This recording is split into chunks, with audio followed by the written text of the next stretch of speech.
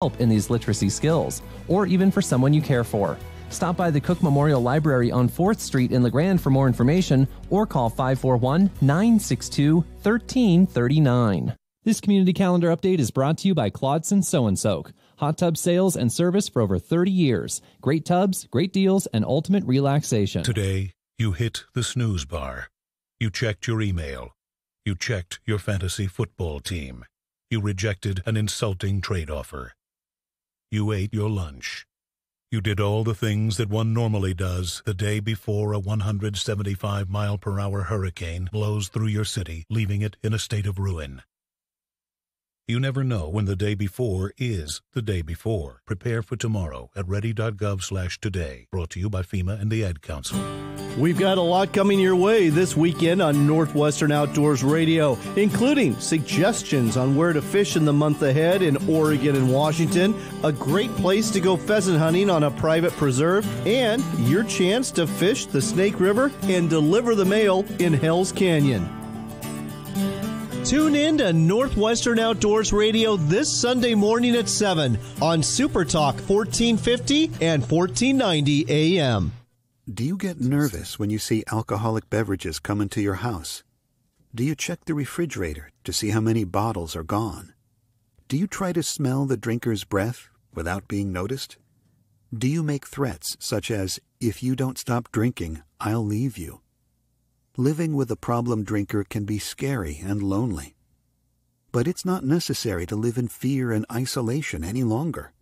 Local Al-Anon family groups can help. Women and men who experience the same difficulties are willing to share what worked for them. There is hope and help in Al-Anon family groups for anyone who has been affected by someone else's drinking. Are you troubled by someone's drinking? You might be surprised at what you could learn in an Al-Anon family group from people just like you.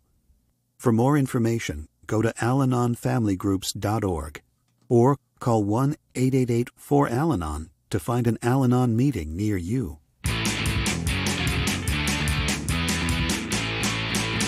Take me out to the ball game. Take me out to the crowd. Buy me some peanuts and Cracker Jacks. I don't care. I ever get back, so let's root for the home team. They don't win, it's a shame. 1, 2, 3 strikes, you're out at the old ball game. The Johnny Ballgame. Yeah, Show. let's start this off with the good old-fashioned Haga-Laga Chuckleheads. What we hope is your favorite sports talk radio program indeed. The Johnny Ballgame Show officially upon you. Brought to you by the wonderful folks at Benchwarmers Pub and Grill. Had lunch at Benchies today with local politician, Mr. Famous Matt Scarfo. The Stafato soup today I had. First time I've ever had Stafato soup in my life. Am I even saying that correctly? It was absolutely divine. It was the top 5, 6 soup I've ever had in my life at Benchwarmers there. Stafato soup there. Delicious. Good stuff, man. Today I would say a little bit guest heavy, and I don't think that's always a bad thing in sports radio. Some shows just run the way they run, and you want to have certain guests on, so you book them. That's kind of what we're doing today. For you living in the northeastern Oregon area where this show is recorded, taped every day, you're going to be in for a treat today. EOU head football coach Tim Camp, hour number 2, talking EOU football signing day yesterday, and the incomparable Anji Weissenfluh, women's basketball coach at EOU, also the athletic director. She'll be hopping on in hour number 3 with us, all courtesy of the Farmers Insurance Hotline here on the Ballgame Show. I don't know if you knew this. We were talking about this a little bit yesterday with just how successful Anji Weissenfluh has that EOU women's basketball program now. In their last 62 conference games, they're 60-2. Suck on that for a second. 60-2 in their last 62 league games. Impressive. Undefeated again this year, and senior night coming this weekend for EOU men and women's basketball programs. That's Saturday, also games on Friday night. So we will see you at Quinn Coliseum. Baseball loses a legend today. I'll pay my respects. We have some other stuff I wanted to talk to you about. National Signing Day was yesterday. I go to my main man, one of the best in the business, the National Director of Recruiting for 24/7 Sports, Brandon Huffman, coming on the program with us this hour. How about this? USC. Right? When you grew up, USC was a mega powerhouse, as mega as football powerhouses were, right? And a lot of you remember the John McKay USC dynasties, right? O.J. Simpson, Mike Garrett, Ricky Bell, winning Heisman trophies, Marcus Allen. I mean, those legendary USC teams that McKay built. Well, USC went through signing day yesterday, and they didn't sign a single 5-star player. I talked to a lot of people in recruiting. I'm not a big recruiting geek, but I have a lot of friends who are. And the geekiest recruiting nerds that I hang out with in my loser-filled life, I'm a nerd. They tell me that they don't ever remember seeing a USC football class without a 5-star player.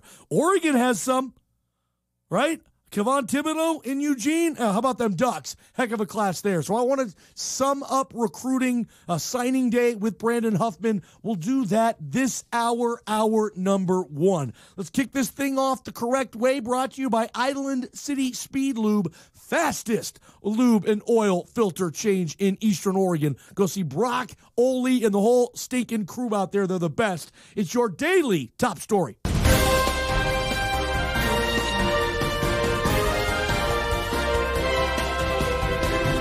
Well, the NBA trade deadline comes and goes today, and the NBA is cool with this. The trade deadline in the NBA is fun. It is every year. There's 10, 15, 20 trades coming up to the trade deadline. MLB, kind of the same thing, but in baseball, it's a little different because a lot of the trades, you're trading dudes in the farm system, guys you've never really heard of in baseball, trades that can pay dividends down the road. But in the NBA, it's like there's buyers and there's sellers now, especially in the era of the NBA tank job. You have teams that are really throwing up those white flags saying, please, Zion Williamson, RJ Barrett, save our franchise. We're going to be as bad as we can so we can get you. And we saw a lot of that today. We saw teams buying, teams selling. The Milwaukee Bucks brought in Miracek, a good player from the Pelicans, dropping about 17 a night, good three-point shooter. Blazers, you remember Miracek. He smoked you last year in the playoff series where they swept you. The Memphis Grizzlies, they get rid of Marc Gasol, Mr. Grizzly. You're talking his number. He might even get a statue outside the FedEx Forum one day. The greatest Memphis Grizzly player ever, Marc Gasol. Dude, he's bulking up with the Raptors, and I'm surprised Memphis gave a lot for this guy. Valanciunas, Dion Wright, CJ Miles. I thought Memphis got a good move. Gasol, I don't know what he has left. But he's a big name, and he left today. The biggest big name I felt that was traded today, and you can chalk this guy up with, it's looking like that, historical busts in the NBA for the number 1 overall pick. The Anthony Bennett's, a colossal bust a few years back for Cleveland, the kid that they took, out of UNLV. Greg Oden, sorry to mention you in Portland, having to go through that. But big bust. It looks like Markelle Fultz will join that club. Now, we'll see. It flat out didn't work in Philly, and that was a good draft that they used the pick to take Markelle Fultz. Think about that. Lonzo Ball, De'Aaron Fox, Jason Stinking Tatum. That was a good draft, and the Sixers had the first pick, man. They traded up to get that guy. Philly did. Didn't Boston trade back and end up with Tatum? I think they did. Anyway, Markelle Fultz is now a member of the Orlando Magic. Philly, all they can get, they get a first rounder that's going to be from Oklahoma City. It won't be a lottery pick. They get a second-round pick, which in the NBA really mean nothing, simply for trade value, and they get Jonathan Simmons. So obviously, Sixer Nation dropping a big collective F-bomb on that today with Markelle Fultz. Tough going for the kid. Look, I saw him play a lot at the University of Washington. My hometown team, Markelle Fultz. Dude dropped 20 a night in the Pac-12 in his sleep. Could shoot. Could get to the rack. Lived in the paint. I thought he was going to be an excellent player in the NBA. Has not been the case.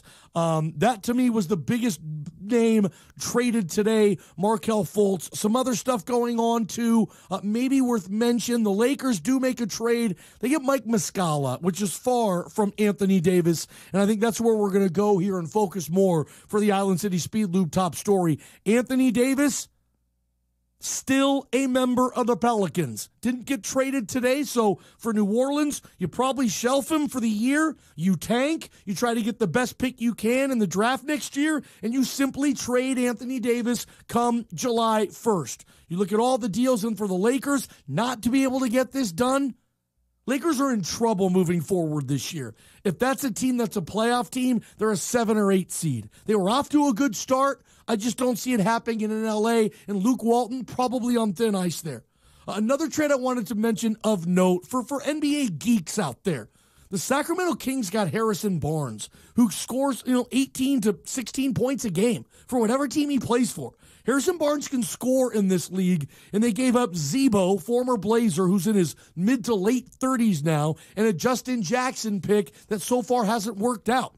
I thought that was a good move for the Sacramento Kings. Now, what it means for Dallas, they're freeing up cap space. They gave Harrison Barnes max money, and now they have the Eurostep brothers, Luka Doncic and Kristaps Porzingis, who will be playing next year. Dallas is freeing up some cap space. I like what they're doing, giving Harrison Barnes to a Kings team that might be able to. I could see the Kings squeaking in the 7th or 8th seed this year. They have some good young talent in Sacramento. They really do. It's the most fun I've ever seen a Kings team look. You got to go back to like the Vlade, Chris Webber, Bobby Jackson, Mike Bibby, Peja Stojakovic, Rick Adelman-led Kings teams 15, 16 years ago. The last time they've even been relevant. So I thought was a big deal. You can go to ESPN. You can find all these trades. I mean, the Wizards traded Otto Porter to the Bulls. They got Jabari Parker, Bobby Portis, a second-round pick. Nothing crazy there, but I thought that was a decent trade. Tobias Harris, we talked that yesterday. The Clippers traded Tobias Harris to the Sixers. Just some other stuff there. But the NBA trade deadline comes and goes. The most notable story, Anthony Davis stays. And I think about this a little bit, and I can open up the hotline, Farmers Insurance Hotline, your thoughts on the Anthony Davis situation. If you are the Pelicans, if you're running the Pelicans, why didn't you trade Anthony Davis today? That's what I ask you. You can answer me on the Farmers Insurance Hotline, 541-963-4122. Speak now or forever stink and hold it. I mean, why didn't they trade Anthony Davis? They didn't have the deal they wanted, I guess. Apparently, Anthony Davis doesn't want to go to Boston. According to his pops, he doesn't want to play for Boston. Boston can offer a lot in pieces there. Maybe he's eventually going to just be a Laker, but that won't be till 2020. Think about this. Anthony Davis is not going to be a Pelican next year, right? I mean, he's under contract in New Orleans next year. He could be. I just don't see why the Pelicans wouldn't get what they can for him.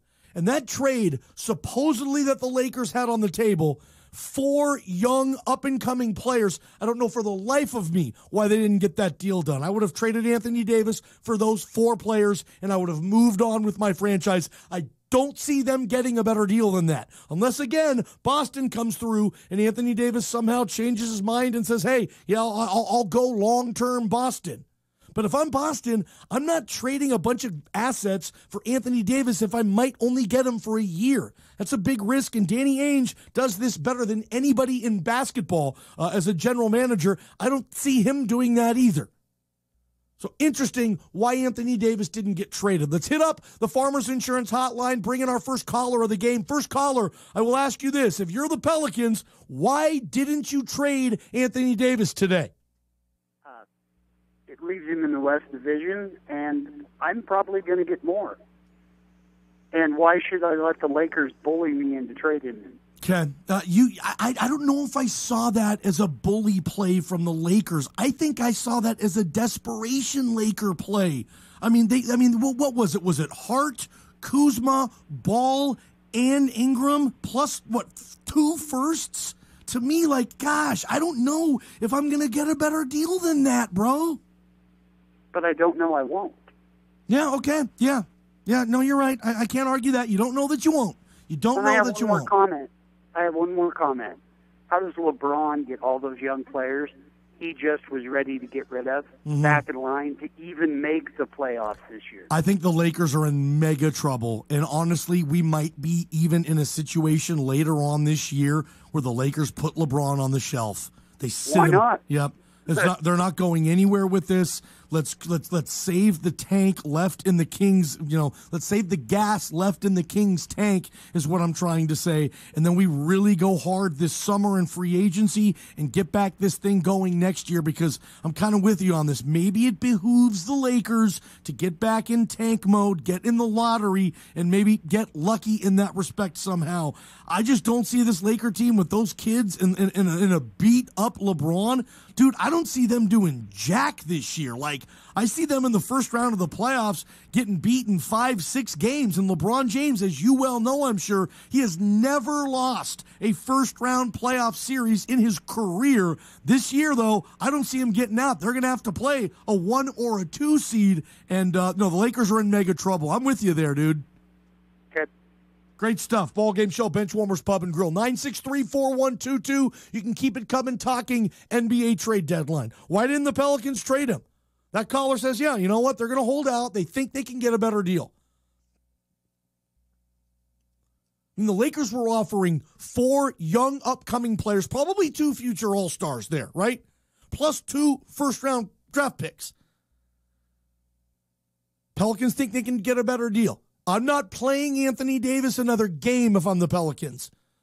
I need to lose as much as I can. I got to get my lottery ball situation in a better position, and I don't want to risk Anthony Davis getting injured.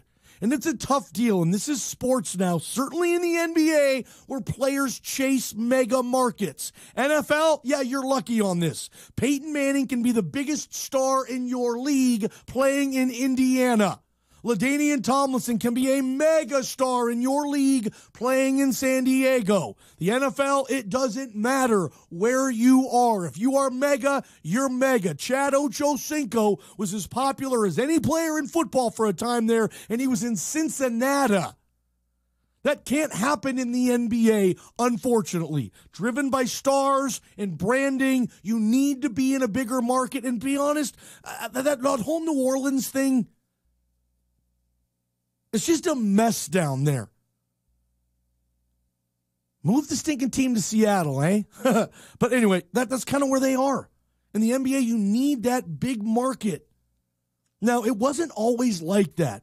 Like Reggie Miller, God, I love you. Played 20 years in Indiana, and he got the job done. Didn't win a title, but he was a megaplex all-star, right? Reggie was big time, man. He got it done in Indiana. Stockton Malone, Salt Lake City for 20 years. Won as many games in a 20-year stretch as just about anybody. Clyde the Glide Drexler was an all-star starter every year playing in PDX. That era was different. This era, social media, shoe contracts. I mean, you need to be in a bigger market. And that's where Anthony Davis is. And honestly, heck, Anthony Davis gave the city of New Orleans 7 years. What more does he have to do? 7 years is a long time in the NBA now. I don't have a problem with him saying, I want to win. Isn't that what we love about sports, winning? Don't we rip athletes when they don't care about winning? Apparently now we just rip everybody for everything. We rip you when you want to win. We rip you when you don't want to win. You know, we rip you when you just want to take the money, and we rip you when, like in Kevin Durant's case, takes way less money to go win. We shredded him for it. LeBron James, the decision. Gave Cleveland 7 years, wanted to win, wanted to play with better players, wanted to have a better climate, a better geographical location, wanted to move out of Cleveland for the first time in his life. Remember, LeBron went to high school in Akron. All he had known was northeastern Ohio until he left for Miami when he was like 25, 26. It's the only place he had ever been. I don't blame him for doing that at all. If I was 26 and I was really good at basketball, I'd go to Miami too and ball with my friends and hang out on South Beach and win a couple stinking titles. I'd do the same thing. Ballgame Show, Benchwarmers Pub and Grill, your Island City Speed Lube top story. It's going to be a good show today. I think you can tell we're enthusiastic. We're pumped. We're going to have fun today. I got emails and text messages I will get to. You, though, I need you at Island City Speed Lube next time you're in the mood for an oil change, which is sooner rather than later, coming off these winter months. Take care of your vehicle, man. Island City Speed Lube out by the C&M store. Brock does a terrific job. Ballgame Show, Benchwarmers Pub and Grill. We'll be back. You see and hear the name LIII Enterprises all the time. You see their vehicles driving and working throughout the Grand Ronde Valley every day. Located on 10th Street in Baker City, LIII Enterprises sells and installs garage doors and garage door openers and all types of windows and doors. LIII can take your logo and place it on a vehicle for your business. They create signs and banners for any type of event too. So let them help. Big enough for the big jobs, small enough to care. LIII Enterprises, over 40 years of experience. Winter doesn't stop the serious outdoorsman, and your local Ace Hardware has all the outdoor gear you need to keep going. The freeze may be on, but with Ace, it's fish on. With a full line of steelhead poles, tackle, apparel, and ice fishing gear. Shooting sports in the winter, some of the most rewarding experiences. So stock up on predator calls, ammo, and snowshoes to get you out there. Keep food warm or cool with Cordova, Calcutta, and Yeti coolers. And we now carry a serious line of gloves, hats, and clavas to keep the cold out. Only at Thatcher's Ace Hardware in Baker City and LeGrand Ace Hardware. Carl here from the Oregon Trail Trader, wanting to talk to you about making your next purchase a memorable one. My first gun was given to me by my dad, a Ruger 77 30-06, wood stocked with a Leopold scope. Well done, Dad. Memory not forgotten. I killed my first elk and deer with that gun. My kids will do the same. Come on down to the Oregon Trail Trader at 2312 Adams Avenue in LeGrand. Let's make that purchase as memorable as my first rifle. The Oregon Trail Trader. Go ahead and check us out on Facebook, too. Calling all area hoopsters. It's time to sign up for Adult Rec League Basketball with the LeGrand Parks and Rec. Get your squad together and chase down a championship, or simply get back into shape and have some fun doing it. Visit legrandparks.org for all the info. All abilities, all skill levels, 18 and older. Have some fun and get the competitive juices flowing again. An 8-game regular season plus playoffs. Solo signups are welcome too. Adult Rec League Basketball. Visit legrandparks.org. The current Northeast Oregon road conditions are as follows. On I-84, there are no road closures to report at this time. Clear roads are being reported in the Meacham and Cabbage Hill area, as well as the Ladd Canyon and Baker City areas, too. There is a minimum chain restriction in effect, though. You are required to carry chains or traction tires regardless of current conditions. For more road condition updates, stay tuned throughout the day or visit tripcheck.com.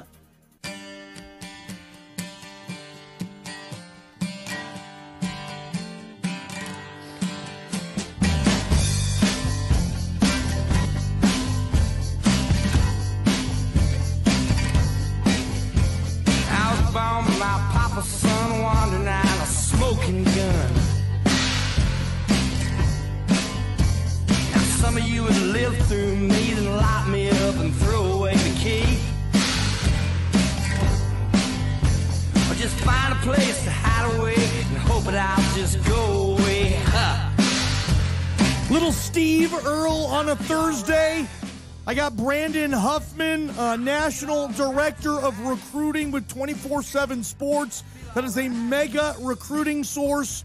A lot of people go to 24/7 for everything recruiting, and Brandon Huffman knows more about high school football players and recruiting than anybody I have ever talked to in my entire life. I've been bringing this guy on my show since the ESPN days. He rocks it, and luckily enough, he always still comes on no matter where I'm broadcasting from. That's a good national get. Brandon Huffman goes on some of the biggest radio shows in this country, and he kills it. And he comes on this show just about every time I ask him to. And getting Brandon Huffman the day after signing day, that's what they call a good get in this business. I wanted to spend a little bit of time on a situation I saw today in sports. But first, just a quick reminder, the selection they have of recliners at Northwest Furniture and Mattress is better than any place you're going to go. Take my word for it. Go see Sean Daggett. Sample, sit in all, 200 recliners they have there, bro. Sit in every one. Find the best one for you and take that son of a home. Northwest Furniture and Mattress, Elm Street, downtown LeGrand. Bob Stoops has returned to coaching as a head coach. You're talking a legendary collegiate football coach. Bob Stoops put countless numbers of players into the NFL, won countless numbers of conference championships, big bowl games. Bob stinking Stoops is back in coaching, and he's coaching in Dallas. He's coaching the XFL team in Dallas that debuts next year. I mean, this is a good get for the XFL, dude. Look, in the AAF, we had J.K. McKay on yesterday, the head of football ops, and they got mega coaches too. I think coaches just want to coach. But look, I can understand why Mike Martz is coaching in the AAF. I can understand why Slick Rick Neuheisel is coaching in the AAF. They just want to coach, and there's not a lot of big offers knocking on Mike Martz's door right now. Mike Riley coming off the Nebraska situation. Dennis Erickson, he's like 80. I understand why a lot of those big names took AAF gigs. Now, Bob Stoops, dude, your guess is better than mine on this. If Bob Stoops wants to return to coaching, I would like to think there's a better sitch than XFL 2.0 Dallas. When he's going to coach up He Hate Me 2.0? Like, to me, this is, again, great get for the XFL. Great get. You got Bob stinking Stoops, man. And he's back in Stoops' area. Dallas, Fort Worth, Oklahoma, that region of this country where he is a mega deal. If Bob Stoops wants to coach football, I'm thinking I could call my agent if I'm him, and I could say, hey, would you throw my name out there? And all of a sudden, he gets big-time D1 FBS offers. You kidding me? And this is kind of, what is this, a whim, Bob Stoops? Because a month ago, there was a handful of choice jobs open. Big college football gigs open. And you know what? Bob Stoops, in my opinion, is such a big name that the gig doesn't even have to be open. ADs will fire their coach instantly if Bob Stoops wants that job. XFL? Not even until next year? Anyway, I was a little surprised by that. Again, your guess is as good as mine. Maybe he wants a low-key thing. Bob Stoops wants to coach in Dallas for the XFL in front of, 9,000 screaming fans. Look, these other secondary leagues, they might have decent attendance the first couple weeks, but over the season, they won't, dude. It's a minor league operation. Go to a minor league baseball game. Unless it's the perfect fit, there's a lot of empty seats. I've been to a lot of minor league games. You can sit like wherever you want. So this is odd for me why Bob Stoops wants an XFL 2.0 gig in Dallas. Hell, Bob Stoops might have been able to get the Cowboy gig if he wants to coach in Dallas. This is Bob Stoops, dude. He's only 58 as well. He's not like, oh my gosh, Bob Stoops is so old. What's he doing? Not at all. I thought that was interesting. Bob Stoops will coach the Dallas XFL team that doesn't play a game until February of 2020, a year from now. Ballgame Show, Benchwarmers Pub and Grill. Brandon Huffman, National Director of Recruiting with 247 Sports. He's up next. Don't miss this. It's time now for your local weather forecast. In LeGrand tonight, partly cloudy skies with a low near 17 degrees. For tomorrow, cloudy skies with snow showers developing in the afternoon and a high near 30. In Baker City tonight, partly to mostly cloudy skies, low near 15 degrees. And for tomorrow, more clouds with snow showers late in the day and a high near 29. This weather forecast is brought to you by Simplicity and savings. It's what you can expect and experience with Legacy Ford X-Plan. Simplicity X-Plan program. We respect your time, no games, and no haggling. Savings. X-Plan pricing that applies to all new Ford vehicles, plus the rebates you deserve on top of the very best price. X-Plan is for you. And now's the time to buy Ford, America's best-selling brand, with simple, direct savings. Exclusively with X-Plan for everyone at Legacy Ford. Call 963-2161 or visit legacyford.net. Home of the $20 gas oil change. The Blazers are tougher to find on television now more than ever. That's fine, though. Root for the Portland Trail Blazers every game on 1490 AM in Baker City and 1450 in LeGrand. Damian, CJ, Nurk, the entire squad is once again contending in the West. Let's go, Rip City. Trailblazers basketball on Super Talk Radio is brought to you in part by Kurt's RV Service and Repair, Rockin' Sons Tire and Auto, and Cricket Wireless.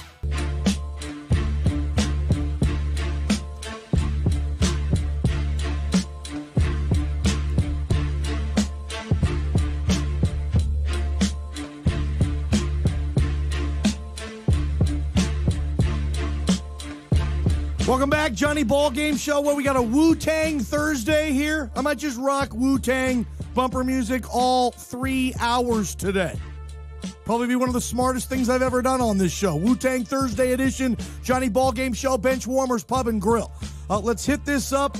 Again, this is a big get in the biz. Getting Brandon Huffman, the National Director of Recruiting for 247 Sports, on the line with us. Let's hit it up. Farmers Insurance Hotline, Brandon Huffman. Welcome to the program. Another year, another signing day. And this Huffman, this is year 2 now of early signing day and then national signing day. 2 years of data, 2 years of sample size, Huffy. What do you think? Is this here to stay? Do you like the new system? It's not going anywhere, and I think you're only going to see February become more unremarkable and December being the hot month. And I think this year was really that kind of reality where about 80% of the signees in the 2019 class did it in December. And yesterday was pretty uneventful, pretty unexciting. There was a few guys obviously still making decisions, but I think with the advent of the spring official visits, which the 2019 class was the first to be able to do, you're going to see this continue to be the second-tier signing day, with December becoming really the premier signing time of the year. Brandon, you love the Ducks class over there at 247 Sports, tops in the Pac-12, one of the top in the nation. Tell my Duck fans who are pumping their fists, they get Herbert coming back with one historic class coming to Eugene, correct? Yeah, and it's the best class in the Pac-12. It's one of the highest-ranked classes I think the Pac-12 outside of a USC has ever had. It's certainly the highest-rated class for Oregon ever. Wow. But it settled a bunch of needs. You got guys at just about every positional group, a great receiver core, the number 2 player in the country, the top player in the state of California, the top player in the state of Oregon. You got players from the Southeast still. Mario Cristobal is tapping into those resources down there and bringing in guys. So I think if you're an Oregon fan, you've got to be pretty giddy with what the haul they brought in yesterday. And a lot of those guys are already on campus and getting ready to be a part of spring football. I haven't seen a buzz for a kid coming to Eugene like Kevon Thibodeau since probably D'Anthony Black Mamba Thomas, where everybody was just pumped. His jersey was in the bookstore before he even put a helmet on. And I imagine those Thibodeau jerseys will be able to purchase in Eugene as well. Of course, no name on the back. Huffman, you talk to a ton of coaches, high school, college, professional. You have a huge Rolodex. When you hear people talk about Kevon Thibodeau, is there a player you could compare him to, maybe on a collegiate or a national level? Who do people think he compares to? It's kind of hard to put a proper comparison because he's so unique. not your typical big, thick defensive end like we're used to seeing, but he's also not just your purely speed outside linebacker type. I mean, he's so unique, and I think that's what makes him such a hot prospect is the fact that he's kind of different than a lot of players. He's kind of different in his build. You know, he's a long guy. He's not real thick, and he's got this frame where he's going to put on more weight when he gets to college. And, you know, I think if you go for a true player comparison, Robert Quinn's the one that comes to mind. But there's so many things about Thibodeau that make him different than your typical pass rusher, than your typical kind of hybrid outside guy. He can play with his hand down. He could stand up. He could be a guy that, is playing as a pure end, but you can drop him into coverage. He's got athleticism to do that. But his speed, his quickness, his first step at the line of scrimmage is just so uncanny. And it's one of those things where when you look at him as a player, what Oregon's getting isn't just the football player, Kayvon Thibodeau. They're getting kind of the complete package. This is a kid who wants to go into broadcasting. Watch your job there. He's looking bigger picture than just football. And so you're getting a guy who's ready to come in and make an impression. I would say that this is a lot like when they got DeAnthony Thomas. At that time, DeAnthony Thomas was a commit to USC. In years past, Kayvon Thibodeau goes to USC. I mean, they're just like he's a Southern California and LA kid who grew up in the shadows of the Coliseum. He goes to SC, and Oregon goes in there and absolutely punks USC and the rest of the country for this kid, and he will be an instant impact guy. I love it. I love it. He's the National Director of Recruiting for 247 Sports. Brandon Huffman on the Farmers Insurance Hotline knows more about the recruiting game than anybody I've talked to. You've referenced USC a couple of times so far. Did I see USC without a 5-star recruit? And if that's the case, Huffman, has that ever happened that you can remember? The hell's going down out there? USC, no 5-star on this class? Well, they got a 5-star in terms of the 24/7 rankings. Kyle Ford was a 5-star. In our spec, he's just missed being a composite 5-star, okay. Finishing 38th. But still, they had Brew McCoy, and then 3 weeks after he got to campus, Brew McCoy was gone. I mean, I don't know who was there less, him or Cliff Kingsbury. But that right there, to me, more so than not signing a 5-star in this class, even though they did have Brew McCoy, to me, Brew McCoy speaks to a bigger issue. When you go to Modern Day and USC offers you and USC recruits you, by general rule, you go to USC. His two best friends were J.T. Daniels and Amon-Ra St. Brown. He goes to SC, and then he's on campus, and he bounces. That right there kind of epitomizes USC's recruiting haul. Even the years that they were on probation, when they were on limited scholarships, they were still grabbing a couple 5-stars each year. This class is relatively, by USC standards, unremarkable. There's still some key guys. There's still some good players in this class, but you're not used to seeing USC struggle like this. They usually close better than anybody in the Pac-12, and they're among the 3 or 4 schools in the country that close the best yearly. This class is definitely a blip, but is it going to be a longer-term dip for the program, or is it a one-year thing? We'll see in a year from now, but this is coupling their season on the field, not been a good couple months at USC. And what about across town at UCLA? I mean, Chip never recruited sensationally in Eugene either, but I think folks were expecting a little better job. I mean, UCLA was losing kids who would rather walk on other Pac-12 programs than sign at UCLA. What's going on in Westwood? That is the million-dollar question. I probably was asked that question by more high school coaches, more radio personalities than anybody. What is UCLA doing in recruiting? When I first started covering recruiting, it was in 2003. UCLA and USC recruits were the first ones I covered, being in Southern California. In 17 years, I've never seen a recruiting approach, a cycle, a result like what UCLA did in such a major market. It was almost as if they forgot that you have to recruit 8-9 months out of the year. I know that Chip's been out of the college game for a few years, but a lot of his assistant coaches have still been in the college game for the last few years. You don't ignore guys. You don't try to focus on guys during a 3 month. Nowadays, it's changed since Chip was at Oregon. Nowadays, you offer guys earlier in the process. You have to stay on them the whole process. You can't just decide at certain points, okay, now we're going to start to recruit. And I think UCLA has to absolutely go back to the drawing board and redo things in 2020 because 2019 was not good. They got one elite player that I would consider elite. He was Sean Ryan. He was the first guy outside of the 5-star range on 24/7, an All-American, but the only player that was a top 247 player as a composite, the only 4-star composite that they have in this class. UCLA being in Los Angeles just can wake up and get 5 or 6 4-stars. Yeah. And then, Chip wants to develop them. He can, but you can't rely on a class like this. That's crazy. Brandon Huffman, 247 Sports. Looks like Chris Peterson just continues to do what he does, certainly in the state of California.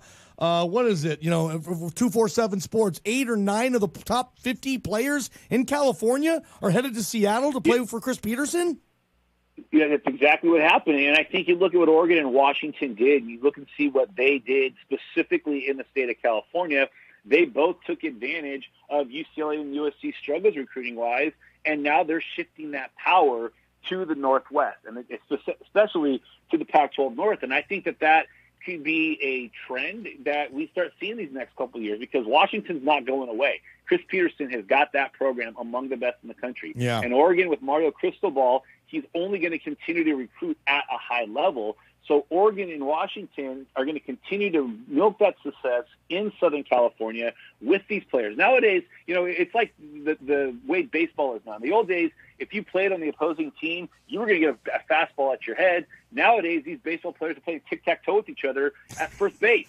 In recruiting, these guys travel with each other. They play 7-on-7 together. Yeah. They go to these national events, and they have these relationships. They build this chemistry, and then the younger guys will follow suit. And if they keep seeing this exodus to Oregon and Washington, that's what's going to keep happening. And I think Chris Peterson wisely preyed on UCLA and USC's lack of success in California, did a really good job in Northern California, but then went into Southern California and got players from SC and UCLA strongholds like Oaks Christian and like St. John Bosco, and added that to a very good Husky class. And crazy what's going on. Those battles going to come between Washington and Oregon, going to be a lot of fun. Brandon Huffman, National Director of Recruiting for 247 Sports. We've talked the last couple times you've had on about what Jonathan Smith is doing and his first real full year to recruit and to get some stability back in Corvallis. Not a great ranked class, obviously, of the bottom of the Pac-12, but you seem to like it for the ability, Jonathan Smith. He what am I trying to say here, Huffman? For the means he had, he seemed to do a pretty good job there. Assess the Beavers for me. Yeah, and I think that this class would have probably looked a lot sexier if transfers would have been factored into the rankings. You had a guy like Tristan Jebbia, who was a 4-star a few years ago when he went to Nebraska. Tyjon Lindsey was a top 100 player when he was originally committed to Ohio State and then ultimately signed with Nebraska. Then you have Addison Gumbs, who was a 4-star linebacker who went to Oklahoma. If you add those transfers that have already been on campus for 3 or 4 months practicing with the team, it's almost like JUCO players, except they didn't get to play this season, but they'll be immediate impact guys next year. Now they've had their sit-out year. You add 3 4-stars like that, one is a receiver, one is an outside backer, one is a quarterback, that makes your class look a lot better. And I think, Oregon State, obviously bringing in 5 transfers like they did, that's 5 scholarships you can't give to high schoolers because they're now spoken for. They're now, they're accounted for with guys that are already going to be able to make an impact. So it almost behooves them to do that in the initial couple years of Jonathan Smith because you're going to not have to wait 3 or 4 years for those guys to develop. Those are guys that they're chomping at the bit to get back out on the field. They're a little bit more ready physically, so they can contribute next fall. But I think if you look at how they did in the state of Oregon, they did a really good job in state. Absolutely love Luke Musgrave out of Bend High School. He ended up being our number 2 player in the state of Oregon on 24/7 Sports, a 4-star tight end in our rankings.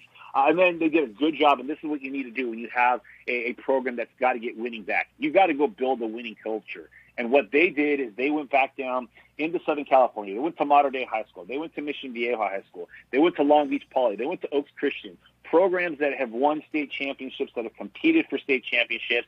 Maybe didn't get the biggest recruit on that team, but they got players that know how to win. And bringing that winning, contagious attitude to Oregon State is what Jonathan Smith needs to do early on as he puts his own stamp on that program. And he brought players that maybe were overshadowed by other guys on their team, but that are talents in their own right, but they're used to winning. That winning culture becomes contagious. And I think long-term that's going to really have a positive effect on this Oregon State class. Just one more thing for me, Brandon. I saw you guys loved the Tennessee class. Jeremy Pruitt getting that thing going there in Knoxville. Look, I've seen Butch Jones. I saw Butch Jones recruit well. It didn't equate into wins there. That's a winnable division, I think, in the SEC East. Just could possibly Tennessee be coming back a little bit? I mean, heck, they got a hell of a basketball program with Rick Barnes there now. Is Pruitt going to get Tennessee football relevant again? It's been a long time since the Vols have really mattered on a national level.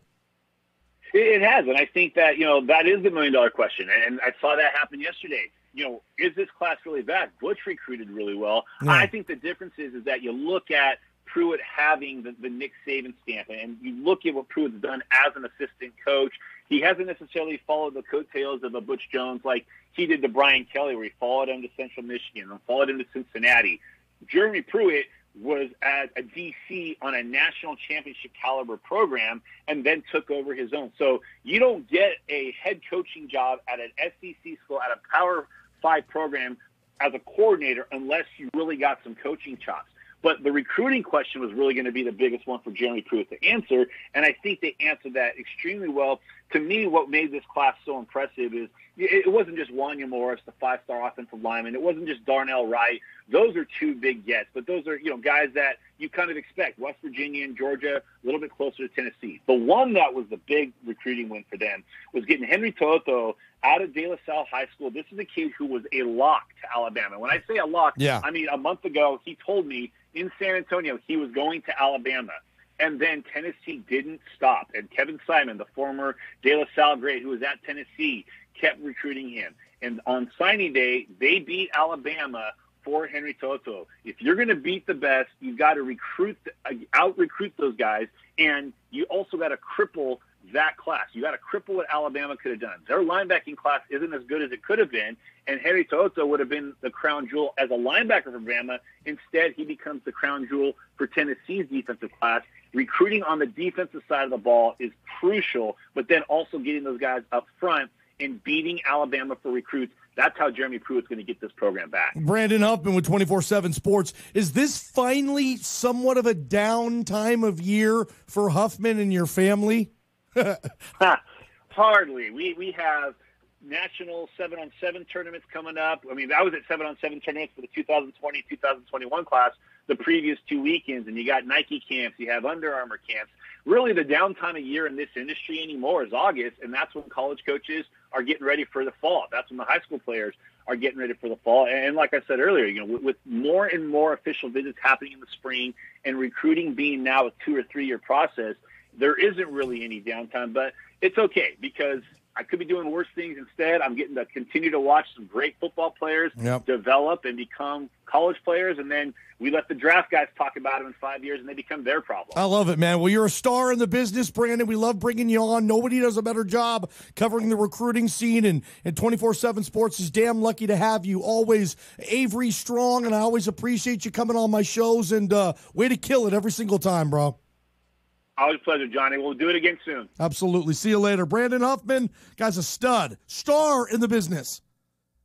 Guy knows his recruiting. And I love what he says, can you imagine, like, if you're Huffman and he's watching, say, an NFL game, he's watching Monday Night Football, he could probably tell you where, like, 90% of the players in that game played high school ball or high school stats, or who was their high school coach, or who are their high school teammates. Like, he is a wizard when it comes to that stuff, and he does an absolutely terrific job. Courtesy of the Farmers Insurance Hotline. Go see my man Greg Blackman down there on Washington. Farmers Insurance here on LeGrand.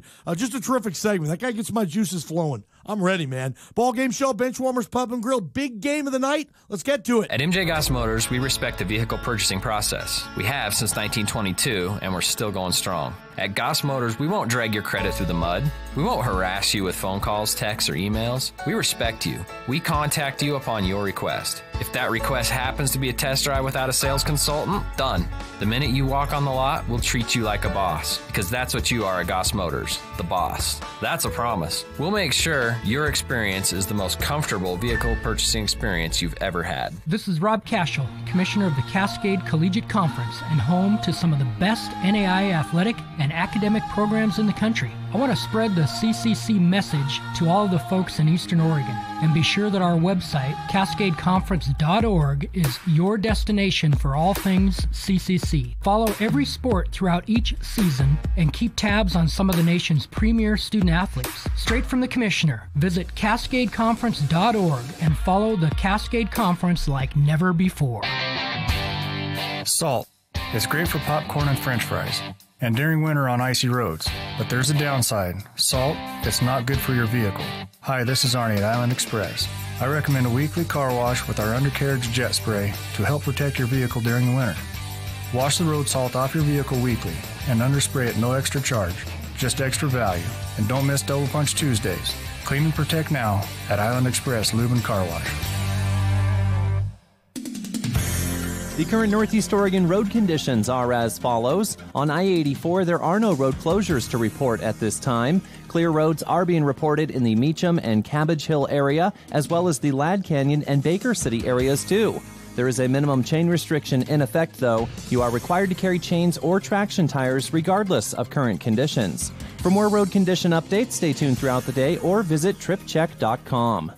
Is making his Mariner debut, Ken Griffey Jr. at the age of 19, and listen to the ovation. Comes the wind and the pitch on the way to Jr., and it's swung on and belted deep to left field, headed to the track, the long away. Welcome to Seattle, Ken Griffey Jr. My, oh my, on the first pitch thrown to him. That's the way we swing in Seattle. We are Check it out. Oh yeah, jack this jam, cause it's no joke. Give me a minute, I'll make the mic smoke on fire. Rolling like Gatorback tires. We won't retire until you perspire. Kicking the funky rhyme to the funky swing beat. Nodding your head in the Cherokee Jeep. I didn't come alone this time. Ken Griffey swing the crowd to one rhyme. Ken Griffey is a swinger, not a singer. A deaf rhyme bringer, a home run hitter, but I'm not a dope slinger. Ballgame Show, Benchwarmers Pub and Grill. We're going to kick butt today. Hour number 2. We'll continue the college football theme at another level. Head football coach for the Eastern Oregon University Mountaineers, Tim Camp, going to also hop on the Farmers Insurance Hotline and talk about his 2019 EOU football class. And we had Observer Sports editor Ronald Bond here last night. Bondy covers EOU football as well as anybody in this valley. And he said EOU's got a lot of pieces coming back. So they look to be have a terrific season next year. Could be on the horizon. We'll find out some of the new Mounties coming to town, going to be a part of this community moving forward. And we'll see how fired up Tim Camp is. I'll tell you, every time I bring Tim Camp on this show, and it's been a while, every time I bring Camp on, I want to grab a helmet and a chin strap and try out for the team. He gets me going, man. Love talking EOU football with Tim Camp.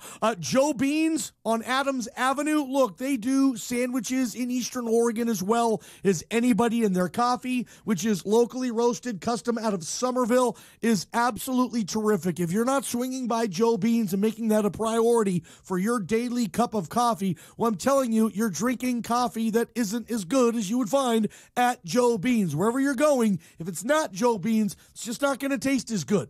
Look, I know there's no quick drive-through and all that stuff. It's worth it. Getting out, saying hello to Al and Colleen, getting that morning cup of Joe and one of their delicious pastries, donuts, cookies, you name it. They are the best at Joe Beans. Game of the night tonight, I'm going to stay right here in the state of Oregon. Portland Trail Blazers, San Antonio Spurs. Let's see the debut of Rodney Hood tonight. If you can't watch it, you can hear it right here on Super Talk Radio, your home for Blazers basketball. Let's go to the Farmers Insurance Hotline. Take one more call before we get you out of here for the news. Caller, welcome to the show. What you got for us? Hey, Johnny. First, I want to say rip to Frank. All-star, just Frank MVP Robinson, vote. man. Yeah, going to talk about that next hour. I appreciate you saying that, Caleb. That's a big loss for the baseball community today. Rest in peace, Frank Robinson. Huge, man. He was, first black manager. Just a great man. Baseball player, everyone loved the guy. But also, I'm just stoked on baseball right now. Pitchers and catchers report Tuesday. Does that pump your nads?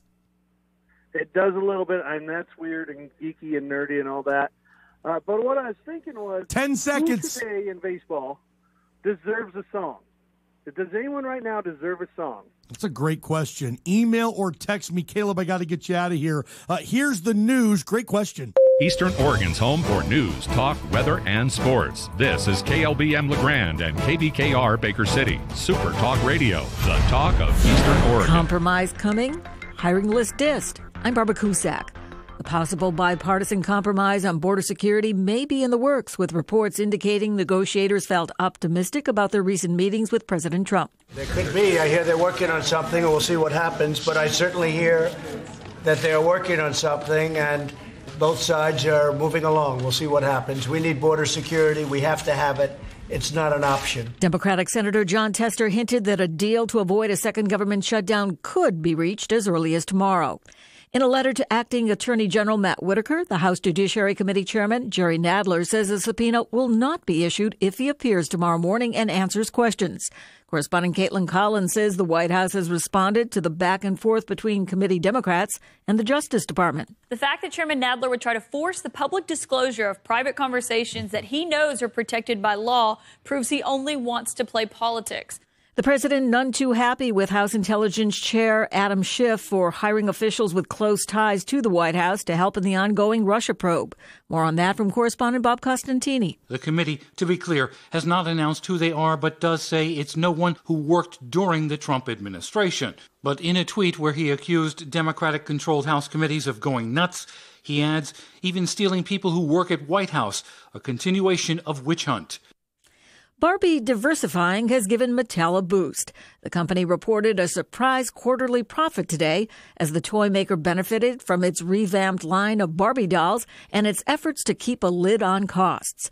Mattel stock soared 17% in extended trading as Barbie ended the year with its highest gross sales in 5 years. Overall, those stocks turned downward. The Dow dropped 221 points. The S&P 500 was down by 26 points, and the Nasdaq fell 87 points. I'm Barbara Cusack. A new poll says more Americans approve of President Trump than they do the big media. That's why millions are tuning in to Newsmax TV, America's new conservative channel. On Newsmax TV, see Bill O'Reilly, Pat Buchanan, Alan Dershowitz, Mike Reagan, and more. Bill O'Reilly's No Spin News Show is on Newsmax TV. Get it on DirecTV Channel 349, Xfinity 1115, Dish 216, UVerse 1220, Fios 615, and Spectrum. Newsmax TV. Real news for real people.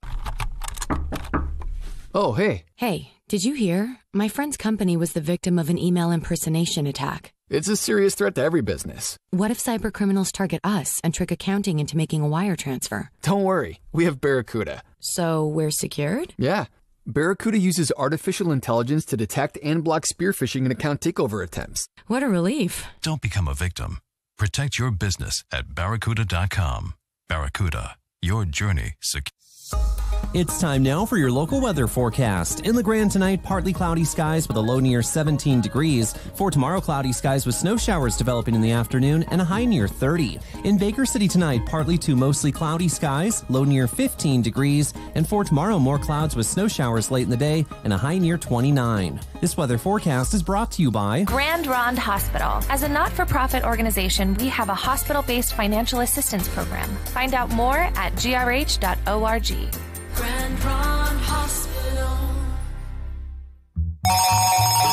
Sweet Lord, it's LIII. Hello? Howard, you're hitting the store. Here's what I need, not an item more. Cold medicine, throat drops, and Rolaids for your belly. Corn dogs, pizza, fried chicken, and catfish from the deli. Milk, eggs, beer and butter, ham by the slice. Ice cream, a toothbrush, and wine for your wife would be awfully nice. Open early in the morning and closing late. It's all at Island City Market and Deli. It's time for Mountain Valley Fitness and Health's newest challenge. The Iron Sharpens Iron Slim and Stick Special Buddy Edition Challenge. Team up with your pal and get fit. For $60, you get 1 training session per week, 2 lifestyle coaching sessions, and a guided workout plan. The winners get a chance at a cash prize. Sign up now and toughen yourself up with your buddies, because only iron can sharpen iron. Call 541-663-0462 or come see us at Mountain Valley on Cove Avenue in LeGrand.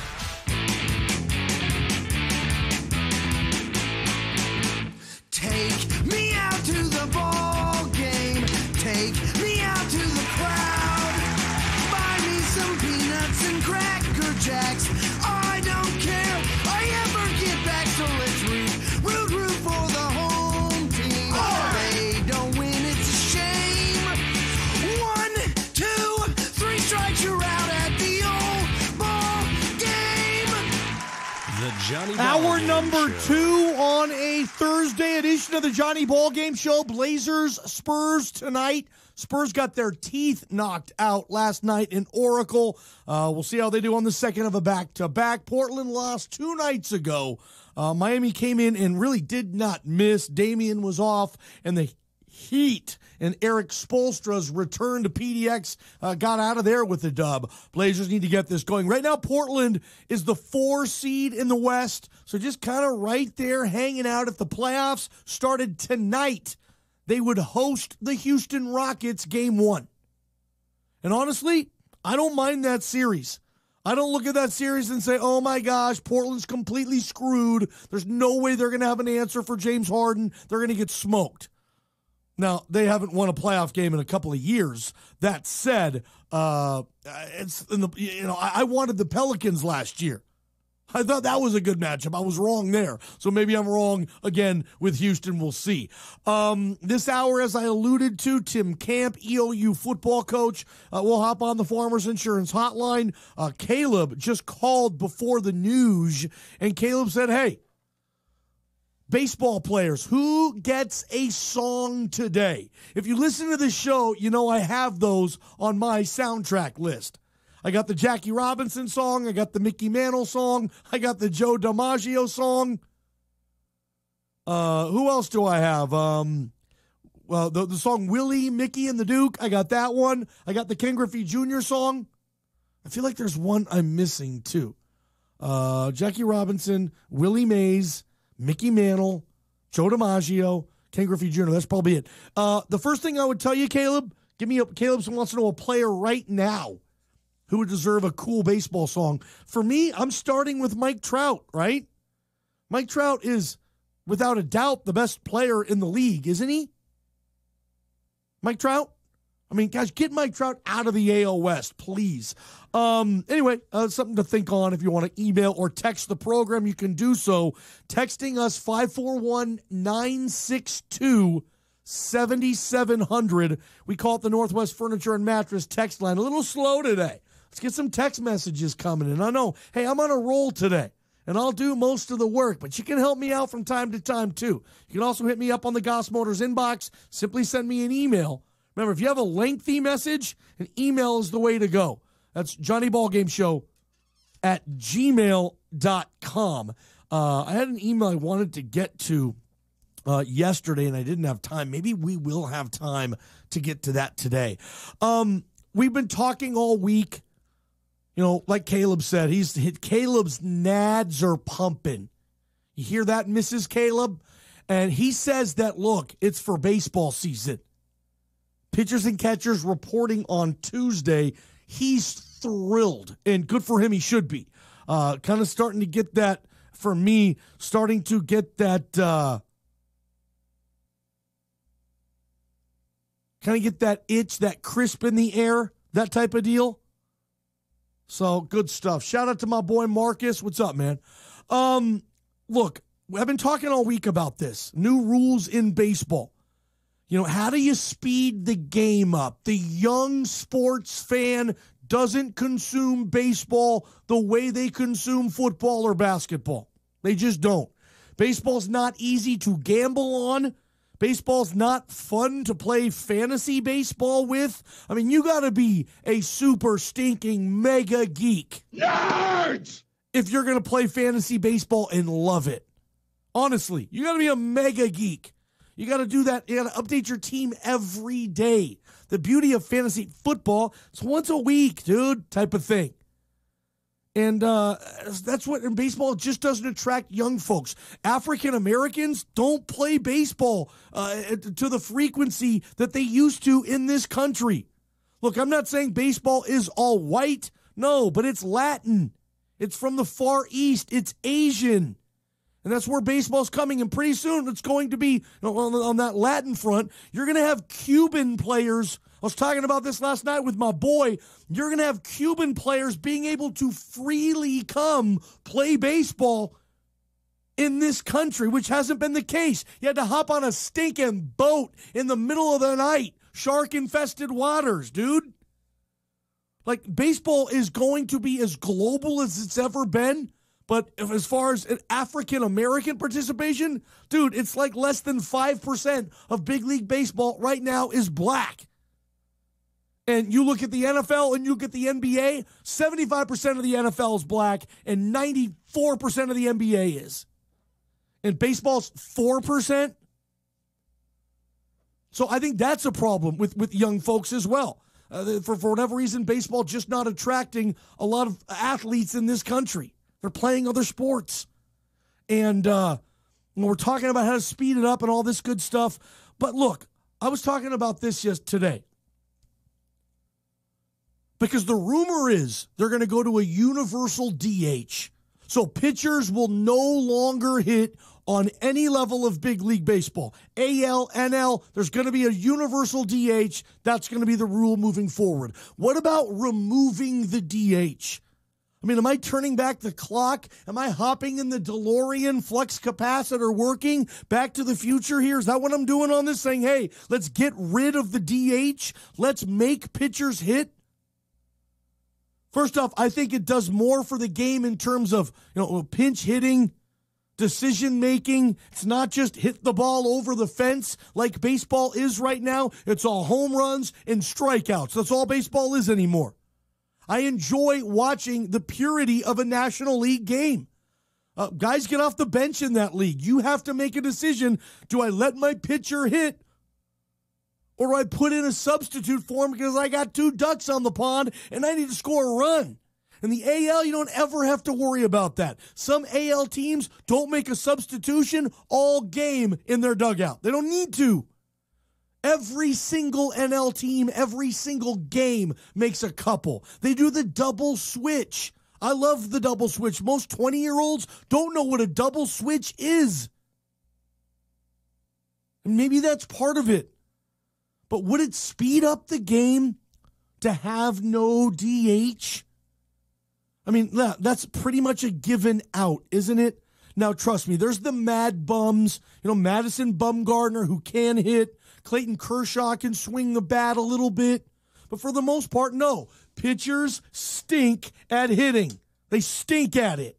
Would it speed the game up a little bit if you outlawed the DH? Look, I'd be okay with it, at least on a trial basis. I'm going to go to T-Mobile Park and watch the Mariners play, and the pitcher hits every day.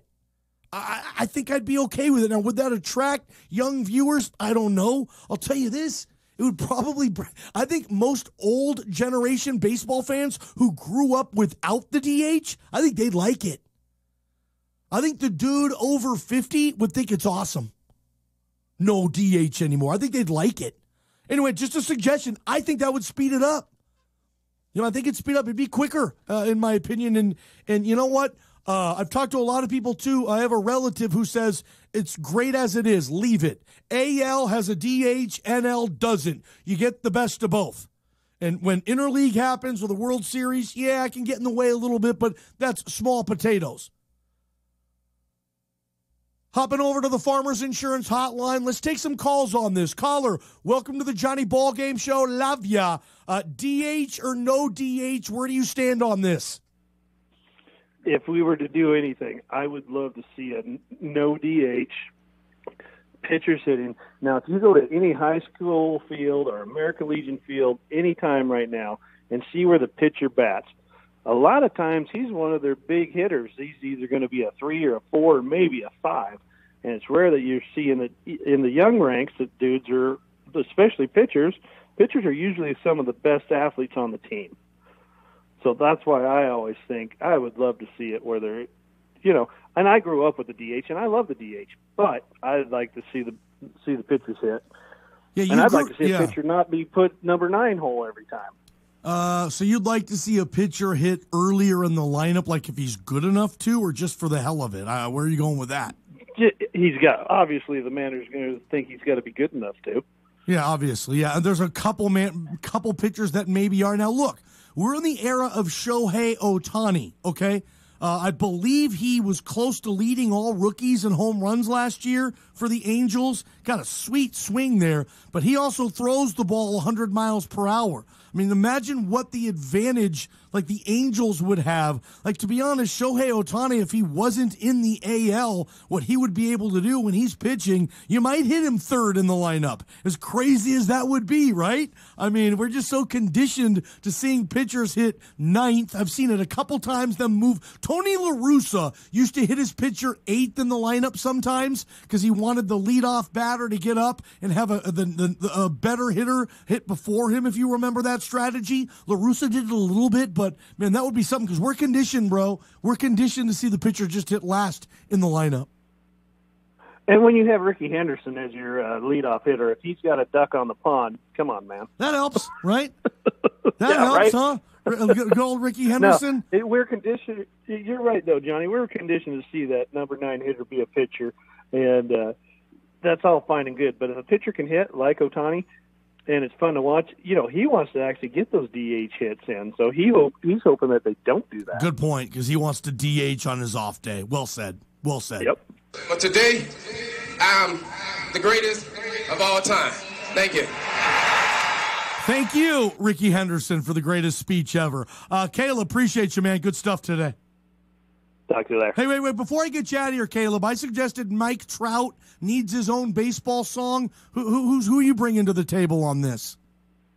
Chris Crush Davis from the Oakland A's. He's hit more home runs than anyone else in the last 3 years combined. Has he really? Chris Davis has hit more big league bombs than any other player over the last 3 years. That's a good stat, man. I think that's the stat. I might have to look it up to confirm. Gosh, I might have to. I might have to give you a treat for that stat, bro. I might have to hook you up. I'd make sure it's real before you quote it. Yeah, I will. Pitchers and catchers report Tuesday. Caleb's nads are pumping. I love it. Spring training right around the corner. Thanks, bro. Ballgame show, Benchwarmers Pub and Grill. Yeah, I mean, I'd be okay with a universal elimination of the DH.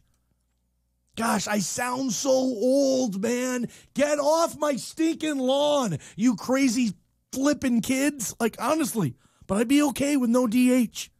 To be honest, and I'm an American League dude my whole life.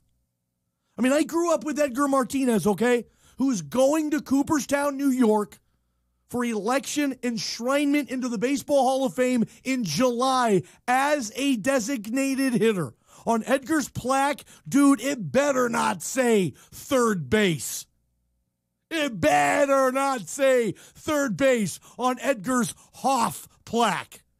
That's like putting first base on Willie Mays or Joe DiMaggio's Hoff plaque.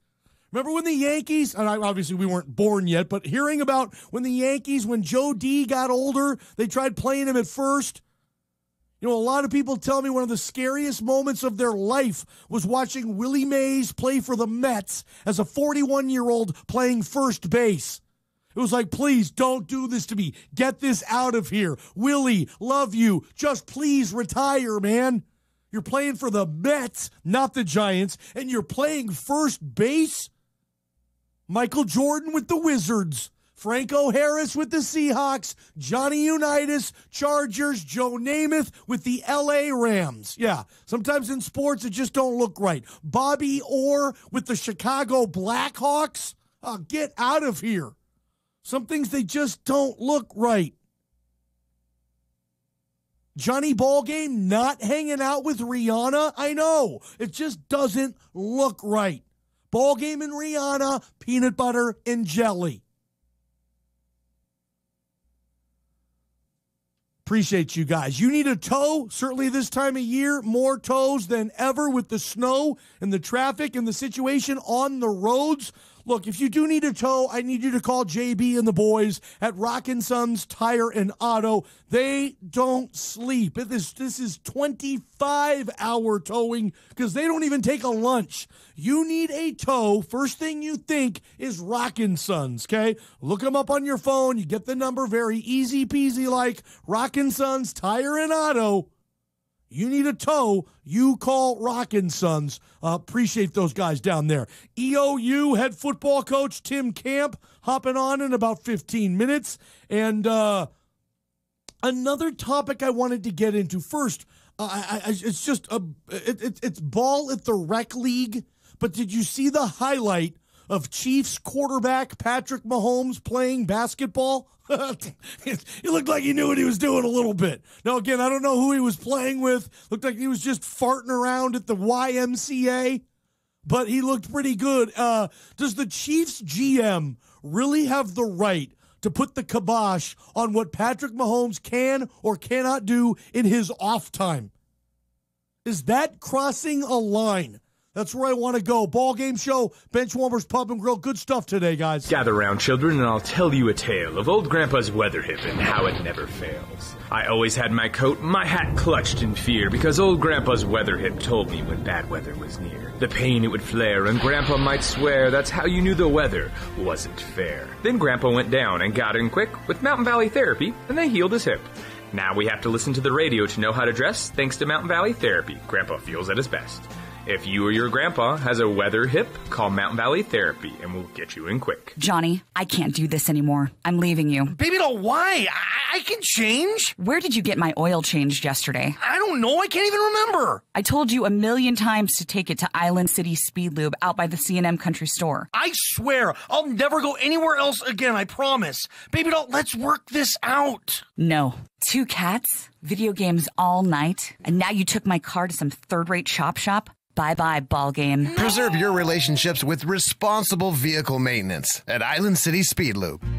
Feel the love at D&B Supply during our February sale from the 6th to the 10th as we celebrate 60 years of helping you stock up on everything you need to work and play in the West. And be sure to pick up food and treats for your four-legged friends during our annual pet food sale, with at least 10% off all their favorite food across the store. Stock up February 6th to the 10th and share the love with the D&B Supply February sale. Next time you're headed to the Boise area, bring your appetite. Johnny Ballgame here saying, trust me when I tell you that Fat Guy's Fresh Deli in Meridian will change your sandwich-loving life. Just off I-84, the Eagle exit, on your way to Boise, Fat Guy's Fresh Deli has more sandwiches than you can count. Soups, salads, they make fresh daily. And if you mention you're from LeGrand or Baker City, owner Chef Wally will throw in your drink and soup for free. Fat Guy's Fresh Deli in Meridian, Idaho, on your way to Boise. The current Northeast Oregon road conditions are as follows. On I-84, there are no road closures to report at this time. Clear roads are being reported in the Meacham and Cabbage Hill area, as well as the Ladd Canyon and Baker City areas, too. There is a minimum chain restriction in effect, though. You are required to carry chains or traction tires regardless of current conditions. For more road condition updates, stay tuned throughout the day or visit tripcheck.com. Hungry for lunch? Maybe some dinner? Make Benchwarmers Pub and Grill the home for your next mouth-watering meal. They have every type of burger you can imagine, and their sandwich selection rivals anywhere in Eastern Oregon. My favorite's the Reuben. Benchwarmers also has tasty gyros and all kinds of baskets. Steak fingers, shrimp, chicken strips, halibut, and clams. Delish. Head to Benchwarmers for lunch or dinner. Enjoy a cold beverage and watch the game. Benchwarmers Pub and Grill.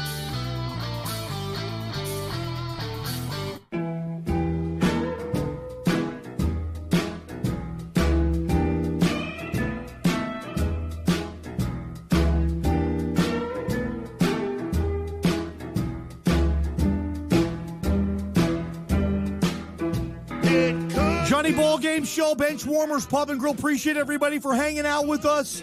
What do we have, a Thursday? EOU football coach Tim Camp in about 10 to 12 minutes.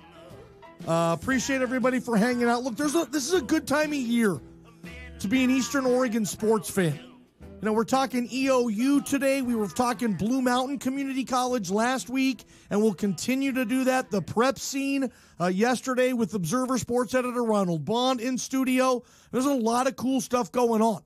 I'm saying, just over the hill in Pendleton, Blue Mountain Community College, Timberwolf Athletics, they're kicking butt right now. I'm on that website all the time. What is it? BMCCTimberwolves.com. Scores, schedules, rosters, all the info. I've always followed the NWAC, that conference. Where I'm from, there's a lot of community colleges in that area where I grew up, and really good, talented student athletes are playing ball in the NWAC. Seriously, good talent in that league. Baseball, basketball, softball, soccer, men and women's. And they have all that stuff at BMCC, and flexible class schedules too. So if you're thinking about getting back, taking a class or two, you can find classes that are, a couple times a week. You can drive over the hill on a Tuesday and a Thursday if it's going to continue your education. BMCC, go T-Wolves. Look, this is an interesting deal. Patrick Mahomes was caught on social media playing pickup basketball, if you can even call it that. It's basically like he's just kicking it in an open gym with some of his buddies and dribbling a basketball, and he looked good. Going behind the back, through the legs, a spin move. Like, Mahomes looked like he had game. I heard he was like all-conference, all-state player in high school in Texas, and that doesn't surprise me at all with Patrick Mahomes. I mean, there's a guy who had his pick, most likely, athletically, of what he wanted to do.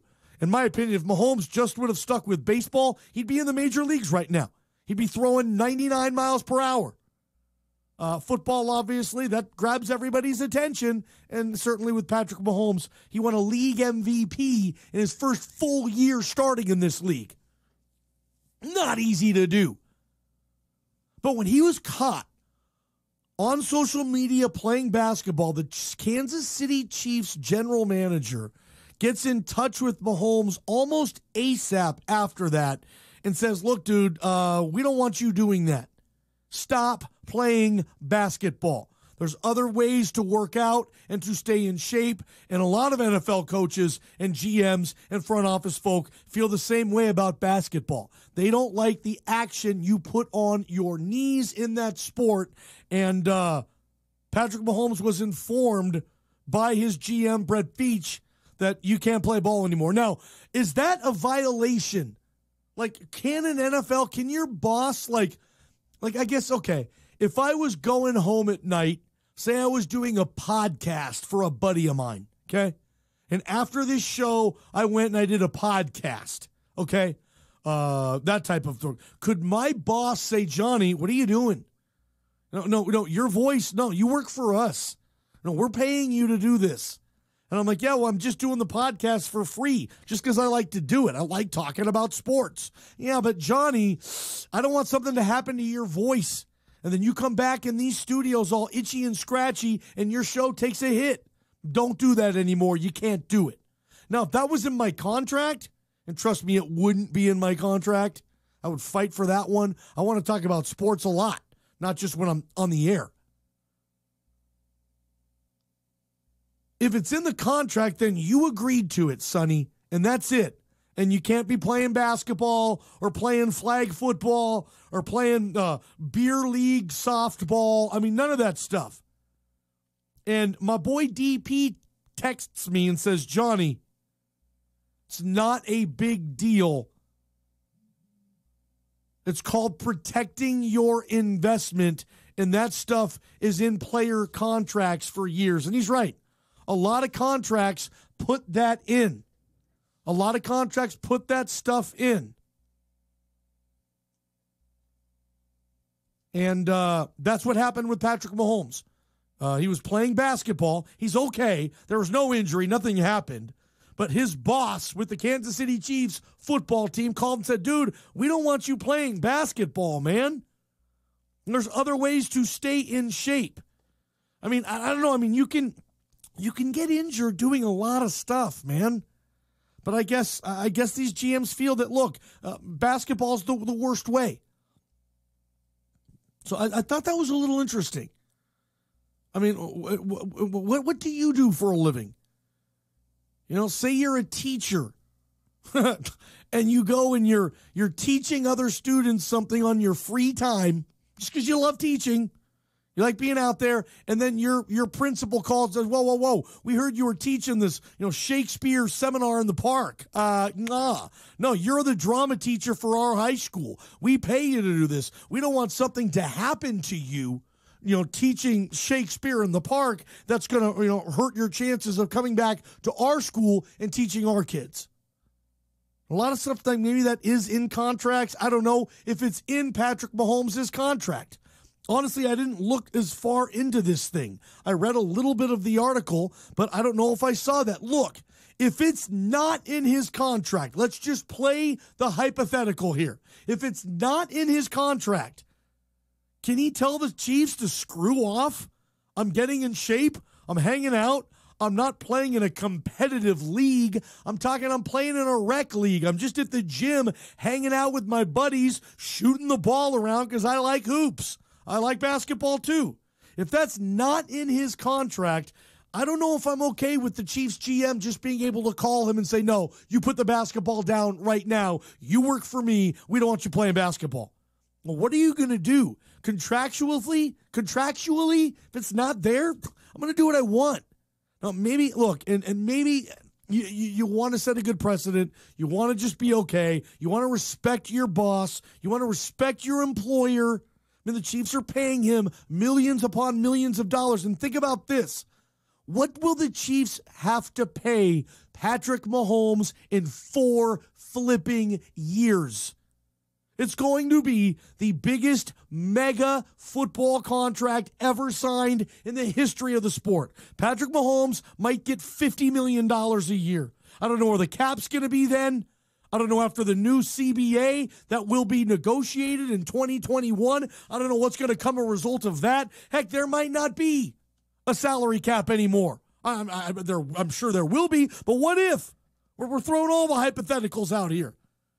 So if I'm Patrick Mahomes, maybe I want to be a good employer. I don't want to irritate my boss right now because I do know at some point I'm going to ask for like 4 dump trucks full of money and they're going to pay it to me. And also, maybe he's right.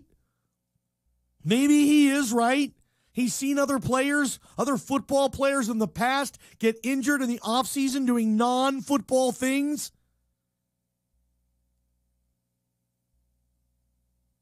Maybe that is the case. And it's probably in his contract. I'm sure there's some type of, I've heard NFL players, they can't bungee jump. They can't water ski. No thrill sports. They can't go climb a mountain. I've heard a lot of those provisions in not just NFL, but professional athletes' contracts. They can't go skydiving. No, the league, the team, they don't want you jumping out of a plane. Ballgame Show, Benchwarmers Pub and Grill. Tim Camp, EOU head football coach, talking Mountie signing day.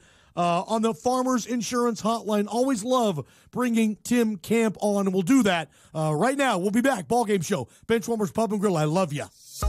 It's time now for your local weather forecast. In LeGrand tonight, partly cloudy skies with a low near 17 degrees. For tomorrow, cloudy skies with snow showers developing in the afternoon and a high near 30. In Baker City tonight, partly to mostly cloudy skies, low near 15 degrees. And for tomorrow, more clouds with snow showers late in the day and a high near 29. This weather forecast is brought to you by LeGrand Gold and Silver, family owned and managed for over 35 years. Your trusted local experts for fine jewelry and precious metals. Shop LeGrand Gold and Silver's full line of quality jewelry, gifts, and coins. And find the perfect gift that will be cherished for a lifetime. Simplicity and savings. It's what you can expect and experience with Legacy Ford X-Plan. Simplicity X-Plan program. We respect your time, no games, and no haggling. Savings. X-Plan pricing that applies to all new Ford vehicles, plus the rebates you deserve on top of the very best price. X-Plan is for you. And now's the time to buy Ford, America's best-selling brand, with simple, direct savings, exclusively with X-Plan.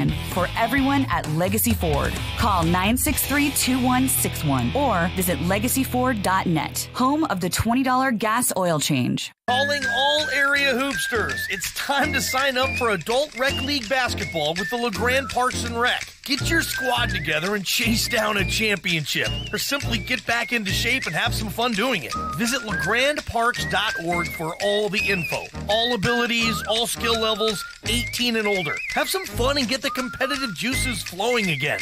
An 8-game regular season plus playoffs. Solo signups are welcome too. Adult Rec League Basketball. Visit LeGrandParks.org. It's time now for a community calendar update. The Meals on Wheels program in Union County is in need of volunteers to deliver meals to seniors at their homes. If you are interested in helping out, stop by the Community Connection of Union County office at 1504 North Albany Street in LeGrand or call 541-963-7532. Veterans of Foreign Wars High Valley Post 4060 is holding bingo each Wednesday at the VFW Hall in Union. The doors will open at 5 p.m. with early bird games starting at 6 and regular games at 7. For more information, contact Cora at 541-562-6153. If you or someone you know is struggling with alcohol, there are many Alcoholics Anonymous meetings in our area. To learn more about upcoming meetings or to speak with someone in Alcoholics Anonymous, visit OregonAADistrict29.org. This community calendar update is brought to you by LeGrand Gold and Silver, family-owned and managed, and your trusted local experts for fine jewelry and precious metals. Shop LeGrand Gold and Silver's full line of quality jewelry, gifts, and coins. Attention, Rip City! The Portland Trail Blazers are once again contending for a playoff spot in the Western Conference. Follow your favorite team every game on Super Talk Radio, 1450 AM in LeGrand and 1490 in Baker City. Stop missing the action and come pick up a free Blazers pocket schedule at Pacific Empire Radio in LeGrand on Cove Avenue. Trailblazers basketball on Super Talk Radio is brought to you in part by Dream Builders Contracting and LeGrand Auto Repair.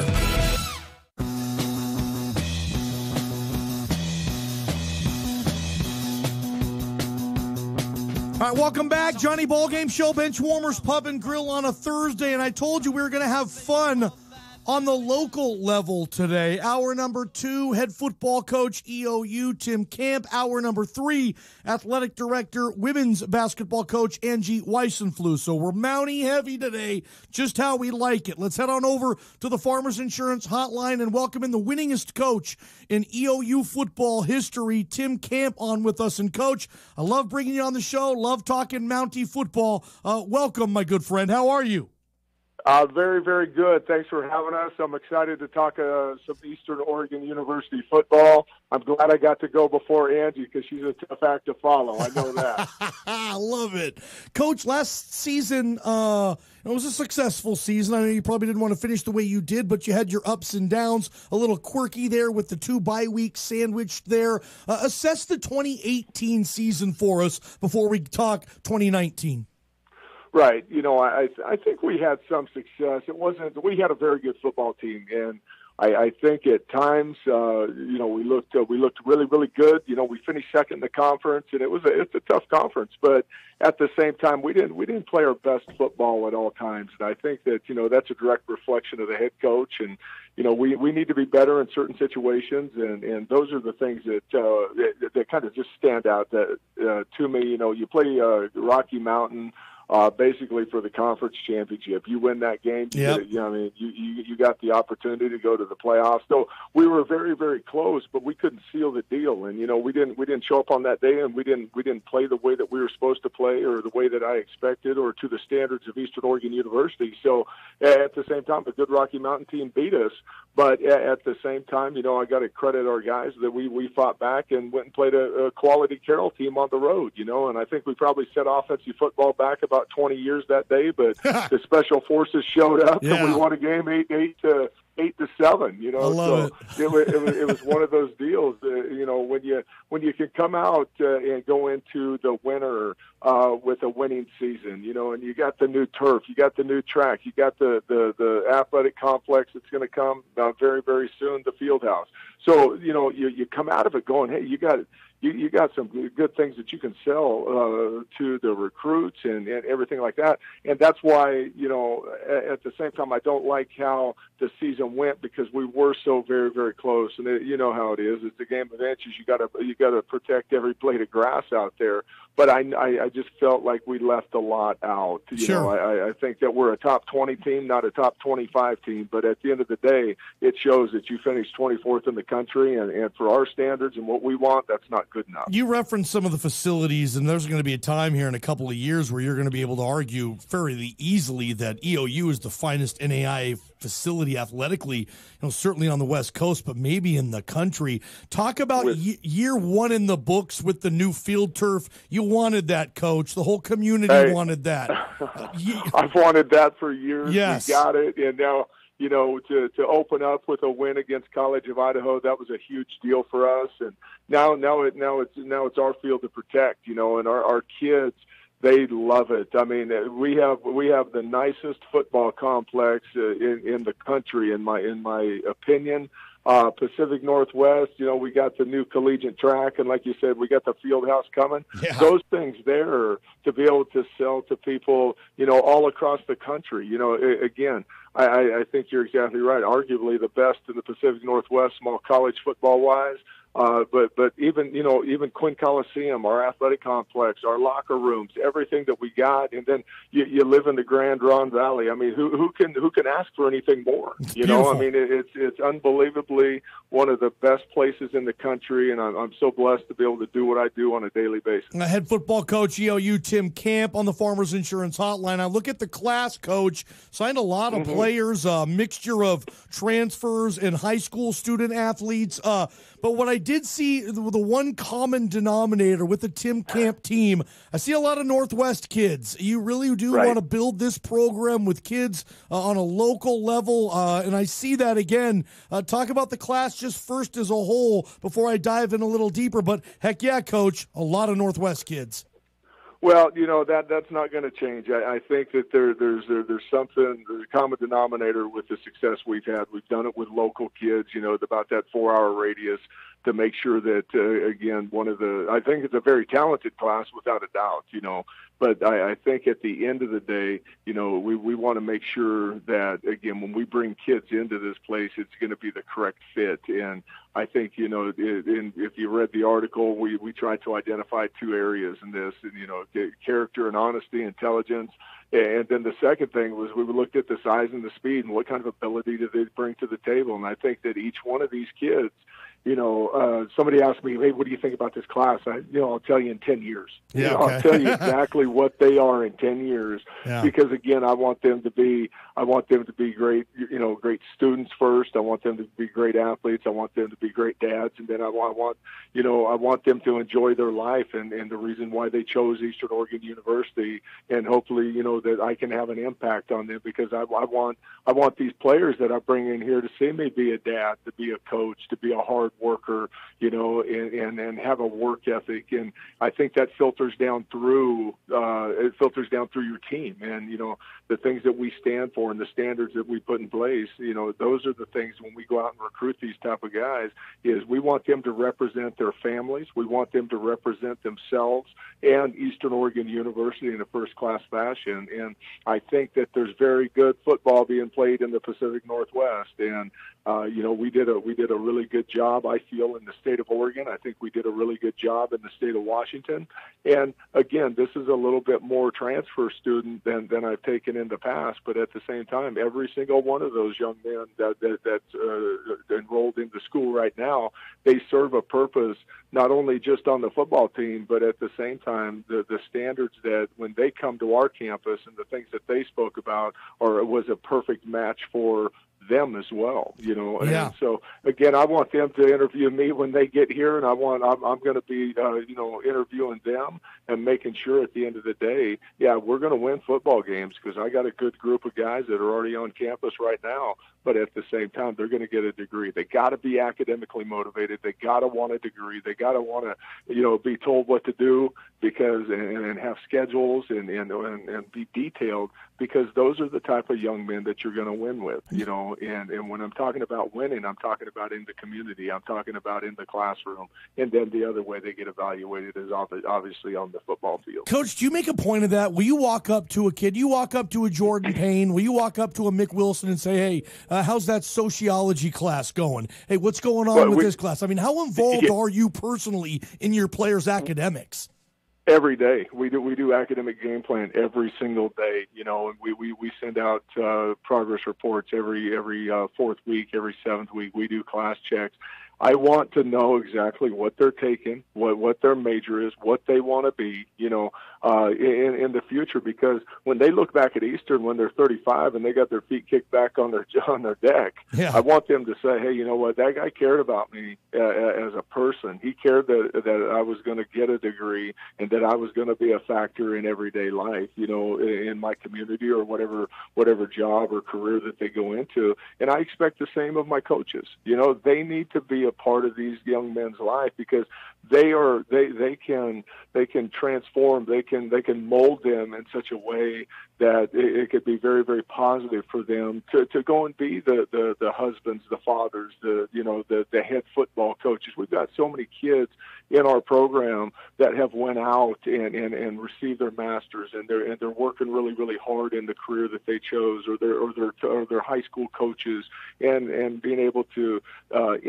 impact people in a positive way. And I think that's what Eastern Oregon is. And I think that at the end of the day, that's what I want my football program to represent. The head coach knew me on a personal basis. I'm not looking for 18 to 19-year-old buddies, but if a guy needs to walk into my office, he's going to know that I'm going to stop everything I got and I'm going to work with him. Because again, 110 to 115 guys on the team and 10 coaches. There's not one day that I come in here that somebody don't have an issue. I don't call them problems. I call them issues, and we can work with them. We can work through those issues because it's real life situations, and that's why I love Eastern Oregon. That's why I love my job, because at the same time I was put here for a reason, and I'm going to see that through. And that's to educate and help educate young men, win a conference championship, get back in the playoffs, and do the things that I get to do on a daily basis. Love talking to this guy, Eastern Oregon University head football coach Tim Camp. You said you were a little heavier on the transfers for this class than you typically would be. Is that maybe because you do like what you have back and you're thinking maybe adding a few more veteran players might get you a little closer to that conference title? What was the difference this year, Coach, in signing more transfer students than you typically would? Well, a lot of these guys were guys that I had recruited in the past. I knew who they were. I got two young men from Boise State that we recruited, right? And all of a sudden, they're playing some special teams, or they're not making their way up the depth chart like they thought they would, but they're very good football players, and they're going to make an immediate impact here. We lost an All-American punter. I had to go out and I went through several kickers and punters. I like to double train him. I want him to kick off. I want him to punt. I want him to do both of them. So I went out and got Jaden Machuca, and he's from Colorado, and he was a really good football player. I mean, if you look at his film on there, he does everything that we do, and I think he's going to add competition to the special forces in the punt and the kicking game, which is a good deal. I thought we had a need at an offensive lineman who has played.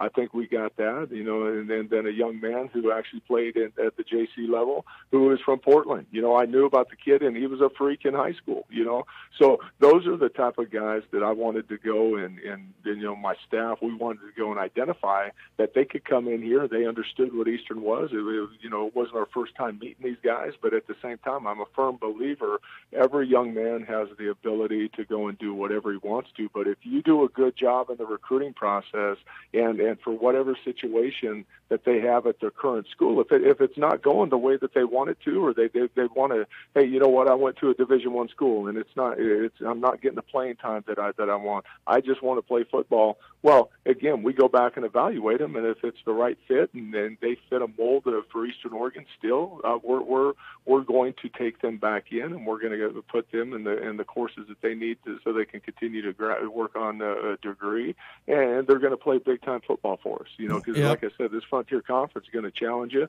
no different than if you're in any conference in the country. You're going to get challenged each week. So I thought that these guys were great fits for us, and that's why we pulled the trigger on them. The squad in 2019, I've talked to a lot of people just who follow EOU football, and they say, look, they're strong in a lot of areas. There's no reason to think this is going to be a good football team next year, and that's high expectations in this town with EOU. Every year, fans expect this now. They want you contending for the conference because you've done it. Is this a good mix in your opinion? Just seeing what you've seen, obviously spring ball hasn't started yet. Just the mix of veteran players and young players coming in. Are you liking the feel of this thing so far, Coach Camp? The one thing that we're trying to identify right now, and it's something that we worked very, very hard on towards the end of last season, because we identified it's maintaining workload. It's work ethic. What are you doing? What are you doing when nobody's watching you? How are you getting in the math book? How are you getting in the weight room? What are you doing? How are you carrying yourself? Your presentation every single day. Those are the things that we're trying to identify with this group right now, because we got 90 plus guys in the locker room, and we're in winter conditioning, and that's the one thing. You can't be committed Monday through Friday and then go swing off the chandeliers on Saturday and Sunday. I mean, it just don't happen that way. It's 7 days a week, and we're going to identify the guys who have the commitment level. 99% in is 100% out in my book. So you got to live it. And again, Eastern Oregon's always in the conversation, and there is high expectations. Yep. But at the same time, April 9th, that's my birthday. That's when we're going to start spring ball, so that's a gift to myself. And we're going to find out a lot about who this team is and what they can become, because we're nowhere near ready to play right now, right? Yeah. But at the same time, that clock's ticking. We're in preparation right now, offensively and defensively, and in the special teams game, to be able to put a product out on the field that is going to contend for a conference championship. And again, a lot of hard work's got to be done, a lot of commitment, a lot of sacrifice has to be over the summer and in the spring to do the things that we need to do. But at the end of the day, the ultimate goal has always been to win an outright conference championship and get back in the playoffs, and let's go push for a national championship, which we know that we can do. We've been so dang close in the past. And again, my views never change. The cup's always half full. Hey, we got time on the clock. We're going to go and score. We're going to stop somebody. We're going to win the game. So we just got to get that work ethic, of these young men to be everyday guys, and I think that's one of the biggest things in today's society. You got to be willing to roll up your sleeves and put some athletic tape on and get to work. You head football coach Tim Camp, Farmers Insurance Hotline. You've always done a good job of kind of plucking that Pendleton Buckaroo football program that's done such an excellent job, over the years in high school football. You signed your son. You were able to get Willie to come be a part of EOU football. He's been raised in it. I mean, he's bled it, sweated it. I mean, he's watched you go through this thing. What's that going to be like, in your opinion, moving forward, coaching your kid? Well, what a great opportunity for myself. The one thing that it really come down to with him was, we went and visited schools, and he was offered by other schools. At the end of the day, yeah, I told him, I said, hey, you know what, you need to go do what you need to do. I think whatever you do, I'm going to be supportive. But at the end of the day, I'm never going to get to watch you play. I got to watch him play a handful of high school games. That's it, yeah. And I think that really hit him. And he made the choice, and I was excited for him. Now it could be rough. I'm not going to lie to you. I'm very, very hard on him as a high school player, and I'm very, very hard on the things that he does. And I think that at the end of the day, he's got to go to work just like everybody else. Everything's earned, and it needs to be. And if he goes to work, I think that he could be a fine football player. And I expect that of him, just like I expect that of every one of these young men that are coming into this program. There's the one thing that I think and everybody knows. There's no special treatment. No way. This is how I feed my family. Yep. And the number at the beginning better be larger than the one at the end. I take that very, very seriously. So, I'm excited. I think that it's going to be a great opportunity, and not every day can a dad say, "Hey, I get a chance to coach my son." Yeah. The next guy in line is going to be Walker. He's a freak. Walker's playing over at Pendleton too, and I mean the kid. He's 6'4", he can run, and he's a big outside receiver. So. It just the biggest thing with Willie was that he knows our program, he knows our schemes, he knows. And he wants to be an educator, and he knows that he wants to coach. And I love it. I think that it's going to be a great thing for the Camp family, and for Eastern Oregon University. But just like I've told him and I've told everybody else, you better bring your running shoes, because the one thing that we can always control is our conditioning level and our willing to fight. I love it, man. Yeah, it's going to be great. It's going to be fun for Willie in that camp, and he's no question. I'll leave you with this. He's going to make it or break it. He's going to have his work cut out for him. I know that. Certainly no free rides, no question. Your athletic director, Anji Weissenfluh, has turned her women's basketball program into an absolute empire of winning. Coach, in their last 62 conference games, Angie's Mountaineers are 60-2. Okay, 60-2. She's creating these stats and doing these milestones. I can't even compute it anymore. What do you think when you hear stuff like that? 60-2 in her last 62 league games. What? I've told everybody that she is the best coach in this building. She's the best coach I think I've ever been around. She gets her teams and our athletic department excited each and every day, and she is a class act to follow. It's hard for me to sometimes go in there and tell her, hey, this is what I'm thinking, when I know that she's a football person too, you know. Yeah. And but at the same time, I go and watch the games and I watch her, because I want to pick something up that she's doing, and I'll ask her, hey, what do you think about this? And she has answers, and I'm telling you, she's very intelligent. She obviously she knows athletics, and she knows how to motivate, and she's got a great coaching staff here. But at the same time, those numbers are crazy. She's going to go down. She's going down in the record books, and she's nowhere near stopping. I love it. I'm very, very proud to call her my boss. I know that, and I know that she bleeds blue and gold, and she don't like the Yotes. She doesn't like Southern Oregon, and we can't lose to either one of them. All right, so that's been ingrained in my mind, and I take that to heart when she says that. Hey, well, someday maybe we'll get a Weissenfluh court there on the floor there at Quinn, right? Without a doubt, it's coming. Without a doubt. Tim Camp, love bringing you on. Good luck getting ready for spring ball and all that comes with it. And, hey, man, 20 minutes. Thanks for the time, man. Really appreciate you coming on. I appreciate you thinking about Eastern Oregon always, and for class act you are. I appreciate it so much. Thanks, Coach. Appreciate you. Yes, sir. Bye-bye.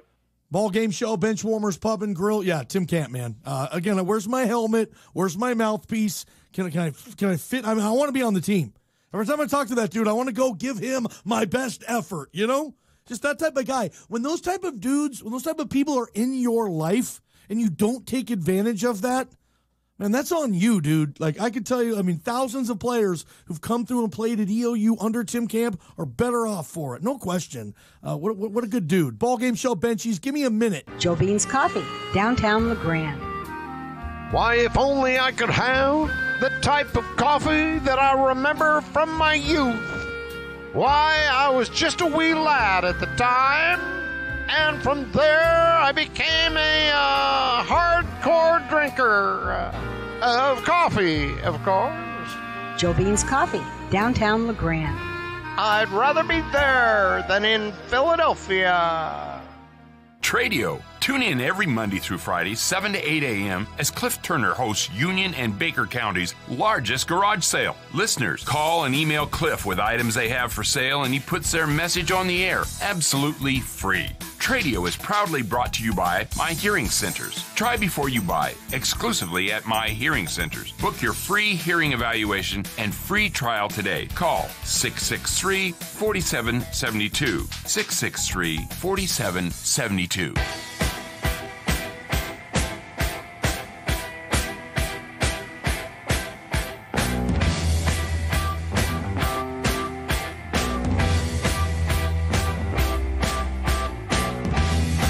Ball game show, bench warmers, pub and grill. Text messages coming in. My boy Lee over there at Valley Concrete Pumping, really one of the great pitchers in EOU baseball history for that matter. He says, Johnny Waterboy. I'll be Tim Camp's water boy. Probably a better person for it. I don't know. I can't throw 96 miles per hour like Lee Atkinson could. Ball game show, benchies. Yeah, I wanted to give. I thought this was duly. I mean, the baseball world lost a great one today in the form of Frank Robinson, the first African American manager in baseball history, the first and only player still to this day to win a league MVP in the AL and the NL. Frank Robinson did that with the Cincinnati Reds and the Baltimore Orioles. Look, I grew up in the 80s and 90s. I never saw Frank Robinson play, on the day-to-day. I did see him manage, and obviously I did do my homework. I know who Frank Robinson is and was, and there was a golden time in this country when Jackie Robinson, who broke the color barrier and opened up a window, an opportunity for guys like Hank Aaron and Willie Mays and Frank Robinson, some of the great players that sport has ever seen. And he passed away today, I believe at the age of 82 or 83. Rest in peace, Frank Robinson, one of the all-time greats. When I was growing up, the home run list was Hank Aaron, Babe Ruth, Willie Mays, and Frank Robinson. And I miss that list. I liked growing up where that was the core four. That was the home run list right there. Hank, Babe, Willie, and Frank.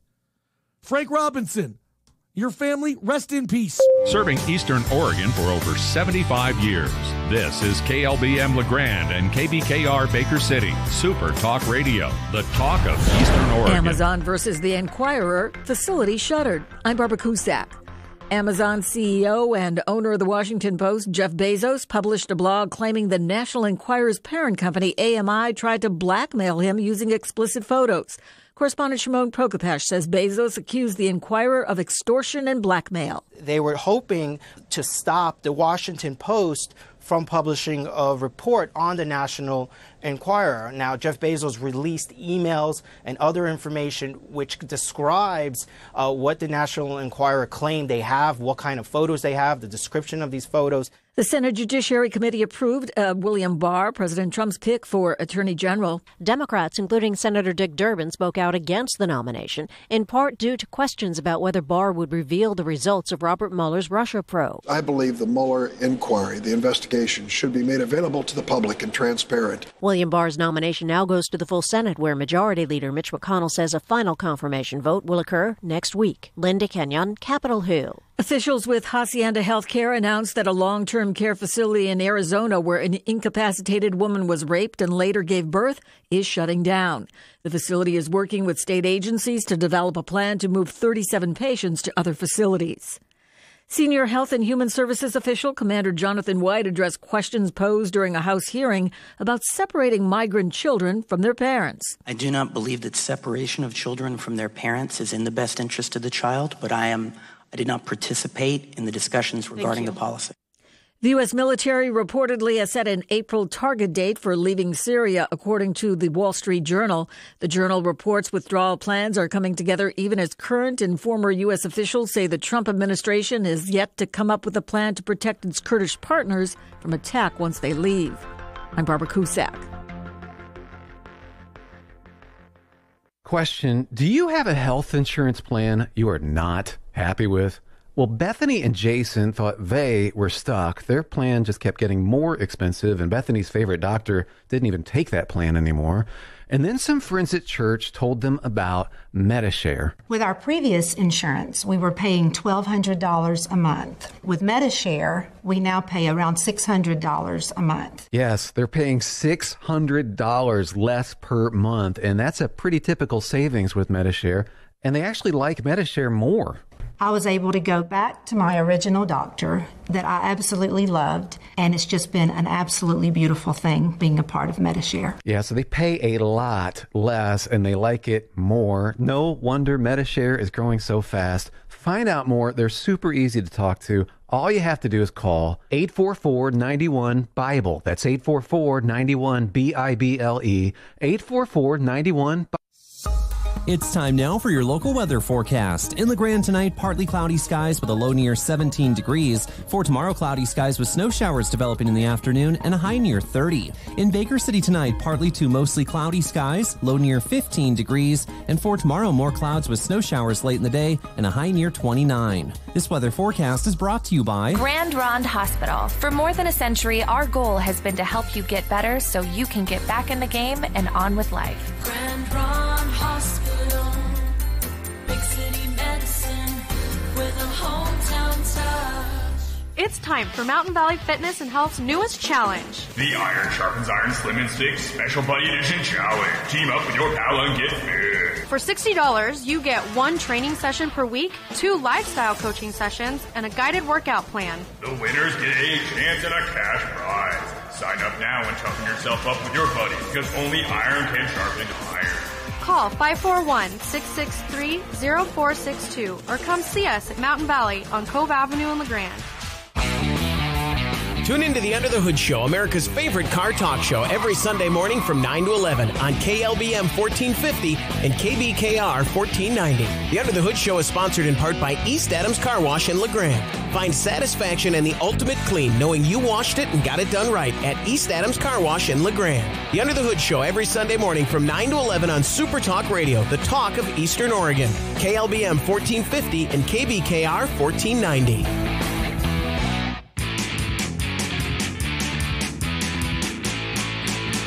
Take me out to the ball game. Take me out to the crowd. Buy me some peanuts and Cracker Jacks. I don't care. I ever get back, so let's root for the home team. They don't win, it's a shame. 1, 2, 3 strikes, you're out at the old ball game. The Johnny Ballgame. All right, appreciate everybody. Hour number 3 officially underway. Ballgame show brought to you by Benchwarmers Pub and Grill. I'll be honest, when it comes to food, I'll eat just about anything. I'm a trier. I'll try anything. I have never eaten before today. I had never eaten Stefato soup before. Am I even saying that right? Stefato soup. It's like a beef soup. Got tomatoes in there and stuff. I had it today. It was part of the special at Benchwarmers Pub and Grill. It was the soup du jour, and it was stinking fantastic. I mean, I could not eat enough of it. That's what they do at Benchwarmers. And by the way, if you like clam chowder, then you'll head to Benchwarmers tomorrow on a football Friday and enjoy clam chowder. Every Friday at Benchwarmers, just the right amount of bacon and clams in the chowder at Benchies. They do a terrific job every Friday with Chowder Day, so make sure you hit that up. NBA trade deadline was today. It is now over, and Anthony Davis is still a Pelican. And the Lakers are still looking like a stinking mess, to be honest with you. Look, Father Time is undefeated. We've all heard the saying. We've all laughed at it. Everybody, like I talked about earlier, it was a sad day for folks watching Willie Mays play for the Mets and play first base. It was a sad day for Yankee fans back in the day when Joe DiMaggio was lifted from center field and given the first base bag. That stuff happens. It was sad watching Johnny Unitas in his crew-cut hair with his high-top shoes playing on AstroTurf with the San Diego Chargers. Michael Jordan with the Wizards, right? That happens in sports. It's part of it. I remember, seeing the documentary. I don't remember this fight, but I remember it was hard for a lot of people to watch Muhammad Ali absolutely get his ass kicked by Larry Holmes. Holmes was in his prime, Ali far from it, and he needed the money. That happens a lot in boxing and sports, and players, athletes, they hang on. They keep collecting checks, man. I don't blame them. But part of it's a sad deal to see an athlete go like that. And to see when they just kind of hang on. I saw a documentary on what Joe Louis, Brown Bomber, one of the great heavyweight champions of all time.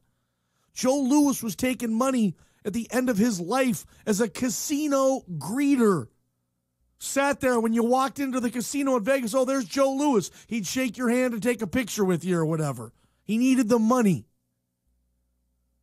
No, I'm not saying that's coming for LBJ and the Lakers. Nowadays, you don't need to hang on if you're someone of LeBron's stature. And trust me, my cart is not ahead of my horse on this. LeBron is far from greeting people in a hotel casino. I get you. But I've seen something this year with LeBron that I have never seen before. And I remember watching LeBron's very first NBA game, sitting in my apartment. I was living in Caldwell, Idaho back then. It was opening night of the NBA, and the Cleveland Cavaliers were in Sacramento to take on the Kings. I remember his first game. And I remember after his first quarter, I sat there and I said, dang, man, he's like my new favorite player. That guy's fun to watch. And I'm seeing something this year, like I said, that I haven't seen. Physically, he's breaking down. And they all say this, all the athletes say, towards the end of their career, you just don't pop back from injuries anymore. A small injury turns into a major deal. An injury that might have sidelined you for 2 games your first couple years in the league now sidelines you for 2 months. That's kind of where LeBron has been. He's missed a couple of months on this groin injury. LeBron is the biggest, the grandest, greatest physical specimen in sports I have ever seen in my life. Better than, more impressive to me than Mike Tyson, than Michael Jordan, than Bo Jackson, than Deion Sanders. I mean, who else am I thinking of? A UFC fighter that's very, very impressive?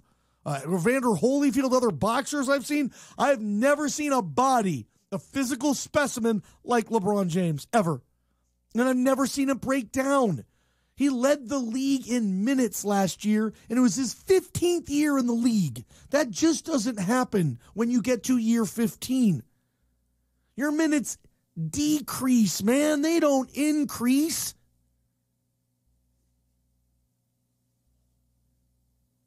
And I think we're going to look back at LeBron as a Laker, shake our head, shrug a little bit, and say, yeah, that really didn't work out for anybody. I think we're going to do that. And you know what? It's not a slight to the king. I'm not ripping on anybody. I'm not saying he stinks, and of course not. I'm saying it's inevitable. It's father time. And I know Tom Brady's still alive and kicking. Tom Brady doesn't get hit very often.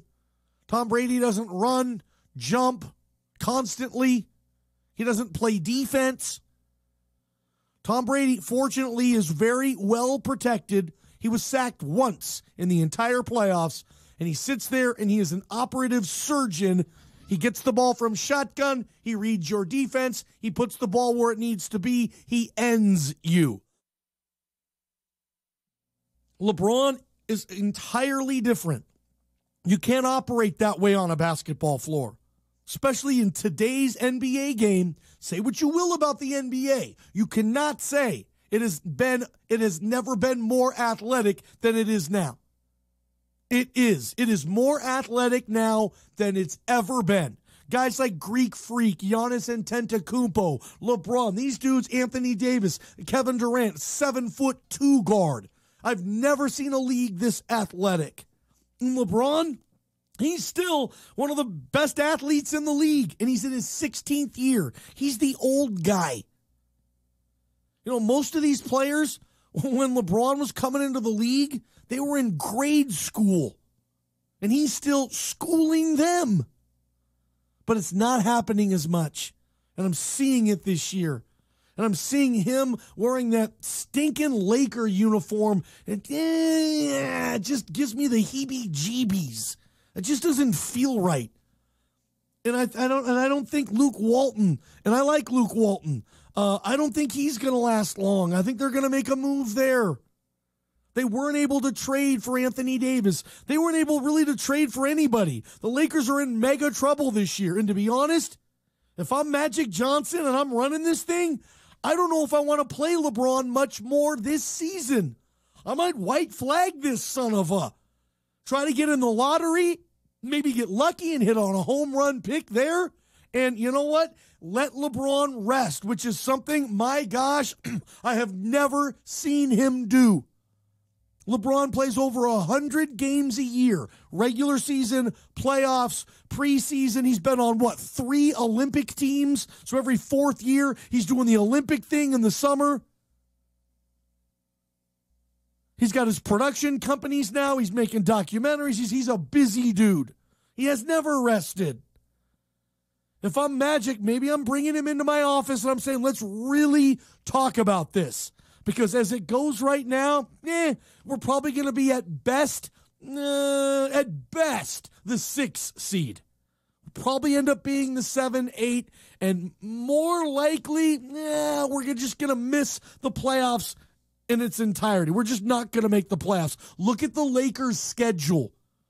After the All-Star break, it's like the toughest schedule in the league because the networks do this. All the good teams, their schedule gets backloaded because when the NBA finally gets center stage after football is finally over, they want to show the best games in February, in March, in April. They want to show those games then. So that's when you're going to get all those, Laker Warriors, Laker Celtics like you have tonight. Like LeBron and the Lakers have a tough schedule. And I'm finally seeing LeBron not be the most magnificent physical specimen I've ever seen anymore. And of course it's going to happen. Yeah. I mean, he's in his 16th year, dude. He's mid to late 30s. Of course it's going to happen. And it's basketball. It's different than football when you're a quarterback. And we got a lot of quarterbacks still playing that are, two of the best quarterbacks in the league right now are over 40, Breeze and Brady. And then there's a group of dudes right behind them that are close to 40. Phillip Rivers, Ben Roethlisberger, Eli Manning. Those guys are knocking on the door of 40. And Big Ben, he led the league in yardage this past year. Phillip Rivers, they went 12-4. Eli, not so much. But you're still able to do that more so in the NFL at that position than you are what LeBron is asked to do.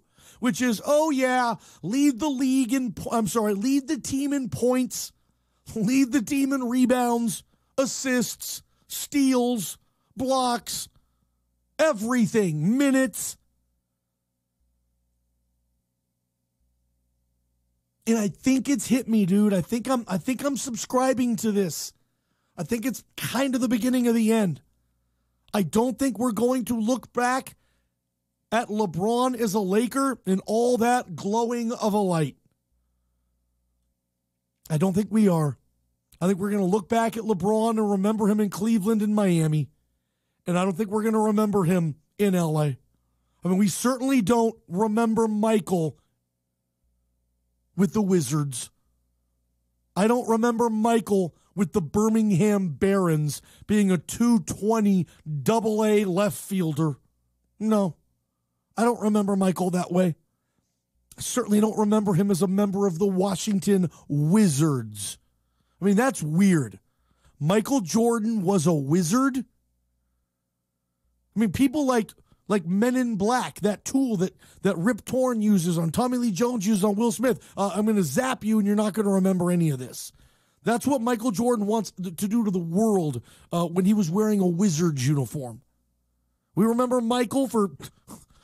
obviously, what he did in Chicago and the shot against Brian Russell, winning 6 titles in 8 years, in the flu game, in the dunk contests, in the posters, in the commercials, in the Be Like Mike campaign. Michael Jordan took the sport of basketball and made it a global enterprise. Magic and Bird got it going with television contracts and rivalries and East Coast, West Coast, urban, country, white, black. Magic and Bird deserve a lot of credit for taking basketball to that level. And they gave basketball to Michael, and Michael said, okay, planet Earth, I'm going to infiltrate you. And Michael took basketball across the planet. Remember the Dream Team? I do. I'm old enough to remember the Dream Team quite well. I was just a kid, but man, I loved watching those games. Remember when the Dream Team came to Portland? They had that Tournament of the Americas, and they played like 3 games. My boy, Jake Hansen, over there at B&K, he went to those games. I've talked to my boy Hansen about that, and he still talks about it. Like, he saw the Dream Team play at Portland Memorial Coliseum. Like, you want to talk about, honestly, you want to talk about a time machine game? You want to talk about breaking out the DeLorean and the flux capacitor? Yeah, take me back to Barcelona, Spain in 1992, and let me watch some of those Dream Team games. Or take me back to Portland, Oregon in the Portland Memorial Coliseum, and let me watch that Tournament of the Americas. He saw the Dream Team play. That's like seeing the Beatles in concert, dude. That's like seeing Frank Sinatra in his prime playing at the Sands Casino in Vegas. That's a big deal, dude. But all those things, obviously, they come to an end. And it's not there. And then all of a sudden, Michael Jordan is running around in a Wizards uniform. And you're like, how did I get here? And to be honest, a lot of that has looked like that for LeBron this year with the Lakers. It doesn't look right. I don't know if it will. And they're bumble-turding around, not being able to get trades, not being able to get their other right players. And LeBron's fault, Pelinka's fault, Walton's fault, Magic's fault, Jeannie Bus's fault. I don't know whose fault it is. It just seems like that's what's going on. Like, it just, LeBron is a Laker? I'm not sure. And by the way, if you care, the All-Star draft took place today. LeBron had the first pick. He took Kevin Durant, Giannis, and Antetokounmpo with his first pick. He took Steph Curry. In case you care, in case you're scoring at home. But look, I've been a LeBron fan for his whole career. And again, I'm not a mega fanboy. You're not going to find a LeBron stinking poster in my room, right? I don't get upset and punch a hole in the wall when he loses a game. I don't care about him like that. All I'm telling you is I just really enjoy watching him play. Shout out to the crew at Fat Guys Fresh Deli in Meridian, Idaho. Chef Wally, former co-host to this show, says, Johnny, I saw Jordan in Chicago in the NBA Finals. My greatest sports achievement, hands down. Ballgame Show, Benchwarmers Pub and Grill. Yeah, I think LeBron, for me, and maybe you'd have a different opinion on this, for me, LeBron James is the grandest physical specimen I've ever seen. I'm sorry. Mike Tyson, Michael Jordan, Bo Jackson, all come to mind. And for a combination of speed and power, I don't think anybody matches LeBron. Ballgame Show, Benchwarmers Pub and Grill. That's where I am on that. And Caleb would like everybody to know on the Northwest Furniture and Mattress text line that the soup today at Benchwarmers is outstanding. Appreciate you guys joining us. Get to Goss Motors for your next vehicle purchase. It's different there. You're just going to notice that when you are in the building, in the showroom, talking to Mark Goss and one of the many Goss employees there. And they're not going to go through hoops with you like maybe other dealerships might. Goss Motors for 100 years has been putting Eastern Oregon and beyond in the perfect vehicle for them and their family. They're community-minded at MJ Goss Motors. They give back to this community. Chevy, Buick, GMC, you name it. New, used, pre-owned vehicles. Get to MJ Goss Motors and check out the lineup. Walk the lot. Make sure to bring your snow boots right now. And check out the showroom. MJ Goss Motors. I bought my last vehicle there. I'll buy my next vehicle at MJ Goss Motors, and I wish you would do the same. EOU Athletic Director / women's basketball coach Anji Weissenfluh. She's going to join us later this hour. And again, the stats, you can just keep adding them up. The last time Anji lost a home game in conference, I was still on the air in ESPN Boise. That's how long it's been. In her last 62 conference games, EOU women's basketball is 60-2. Like, they don't lose, dude, in that league. They crush the CCC, and that's a good league that they play in. Tough travel. You got to play on Friday and Saturday. The games aren't spread out through the week. That's a tough league to navigate. I've talked to numerous coaches in that CCC. I was texting back and forth with my boy Isaac Williams earlier today. Former EOU coach, former director of basketball ops at Boise State. Now he's the head men's basketball coach at Cal State Monterey Bay. We love Ike. And he was texting me back, just telling me some stuff on Anji, too, just on how impressed he is at the program she's built. She'll be on here in about 10 minutes. Good stuff. Ballgame Show, Benchwarmers, Pub and Grill. Let's keep this thing going. Want happy, healthy pets? At D&B Supply, we've got it down to a science, with great deals on all Science Diet dog and cat food from February 6th to the 10th during our annual pet food sale. You'll get $10 off Science Diet dog food bags weighing 30 pounds or larger, and save $10 on cat food bags 15 pounds or larger. Find your happy place and head to D&B from February 6th to the 10th. Valley Concrete Pumping has you taken care of when it comes to you, your business, and your family. Whether you are a general contractor looking for the best deal or even a do-it-yourselfer with a big weekend warrior project, Valley Concrete Pumping is your #1 option. Owner and operator Lee Atkinson has been a valuable member of this community for quite some time. He understands the true Eastern Oregonian contractors, businessmen, and families. Valley Concrete Pumping, 962-7226. Kurt's RV Service and Repair always has you covered, especially during this cold Eastern Oregon weather. Right now is the best time of the year to minimize the cost of repairs on your RV or trailer by coming in for a routine winterization. You still have plenty of time to get this done and make sure your RV is ready to go for your next big trip. Kurt's RV Service and Repair, located on Buchanan Lane in Island City, gives you quality service at a fair price. And no job is too big or too small. Kurt's RV Service and Repair. Tune in to the Northwest's favorite local home improvement talk radio show, Around the House with Eric G., every Saturday at 12:30. From DIY projects, interior design questions, to questions on major remodeling, the expert advice of Eric G. will get you headed in the right direction. Around the House on Super Talk Radio is brought to you by the team at Farmers Insurance in Baker City. For all your insurance needs, see the Farmer Insurance team on 10th Street in Baker City.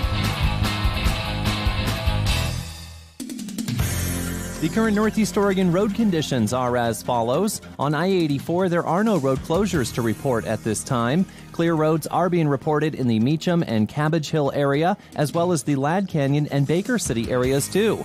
There is a minimum chain restriction in effect, though. You are required to carry chains or traction tires regardless of current conditions. For more road condition updates, stay tuned throughout the day or visit tripcheck.com.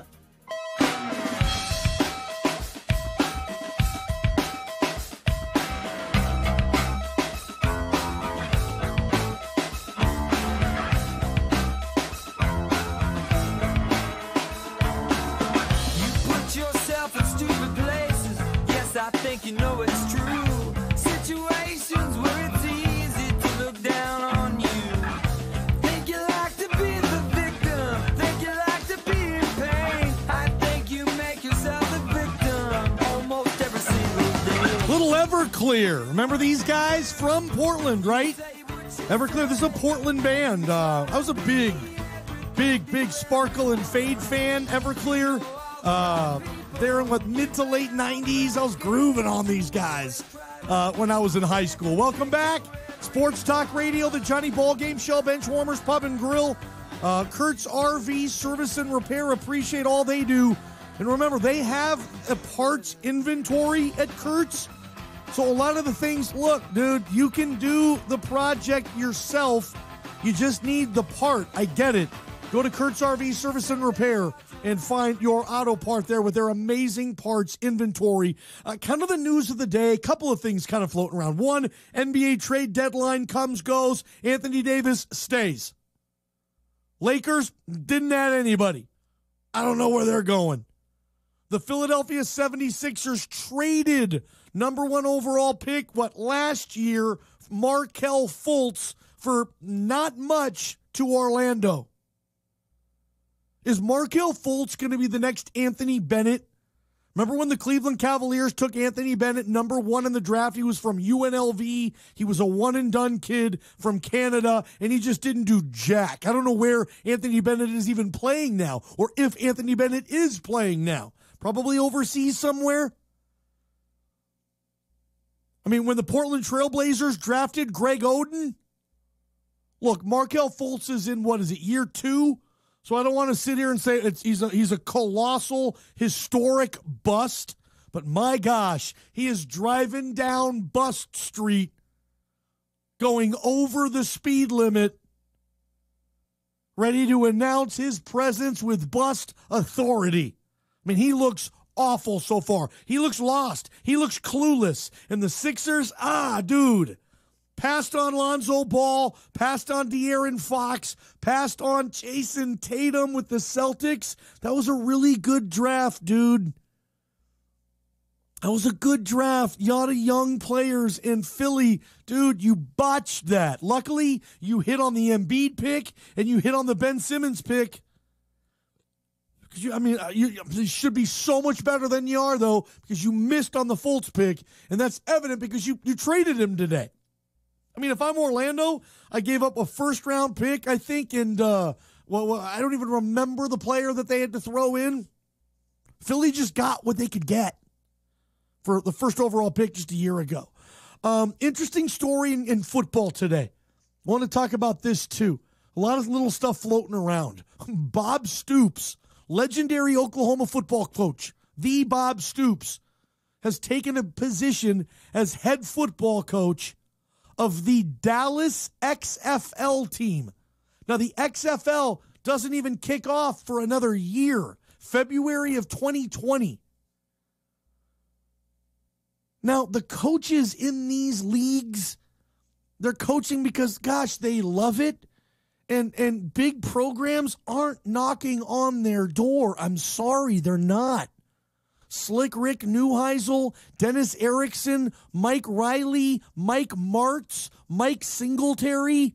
These guys aren't head coaches in the NFL or major college for a reason. They've been fired enough times. They're just still trying to get head coaching gigs. That's why they're in the AAF, which debuts on Saturday.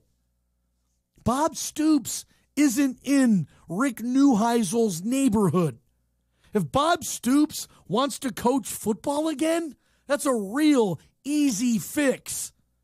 You know how many big college football programs would fire their current coach and bring in Bob Stoops? Heck, he could have possibly got an NFL gig had he shown interest. I mean, the Miami Dolphins were that hell-bent on Brian Flores, the linebackers coach for the Patriots, they would have considered a Bob Stoops? The Cincinnati Bengals? Of course, they want the McVay buddy, but they wouldn't have considered Bob Stoops. Bob Stoops didn't make himself available for any of these jobs. Or, a major college gig? Maryland was looking. I mean, that's a Big Ten program. I mean, Bob Stoops he's going to the XFL? Bob Stoops? Look, good get for the XFL. Great get. That's huge. That's giving you legitimacy. That's a good coach, Bob Stoops.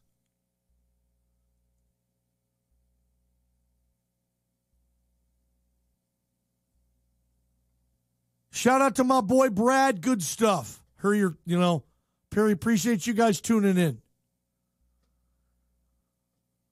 But yeah, Bob Stoops to the XFL, that's a big deal for them. And I just think, gosh, Bob Stoops wants to coach again.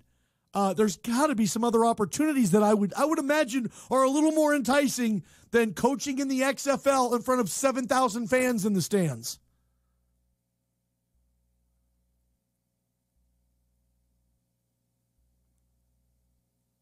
Ballgame Show, Benchwarmers Pub and Grill. We'll be back. It's time now for your local weather forecast. In LeGrand tonight, partly cloudy skies with a low near 17 degrees. For tomorrow, cloudy skies with snow showers developing in the afternoon and a high near 30. In Baker City tonight, partly to mostly cloudy skies, low near 15 degrees. And for tomorrow, more clouds with snow showers late in the day and a high near 29. This weather forecast is brought to you by Grand Ronde Hospital. Thank you for placing your health in our hands and giving us the opportunity to serve you. Grand Ronde Hospital, big city medicine with a hometown touch. Grumpy's Repair is located on H Avenue just off I-84 in Baker City. And it's not just the location which makes Grumpy's convenient. Your car is an investment and deserves the tender, loving care Grumpy's can provide. Grumpy's uses fully up-to-date diagnostic test equipment for all vehicles to locate problems fast, which is convenient for you. Grumpy's only uses highly trained, certified professionals that will guarantee your car will perform at peak performance. Now that's convenient. Just off I-84 in Baker City. Grumpy's Repair. When you lose someone close to you, a family can live through an emotional time. I have to admit, it seemed overwhelming. But time has a way of healing.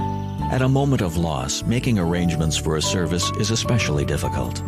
We can help with personalized care that will see your family through to a brighter tomorrow. All I can say is thanks.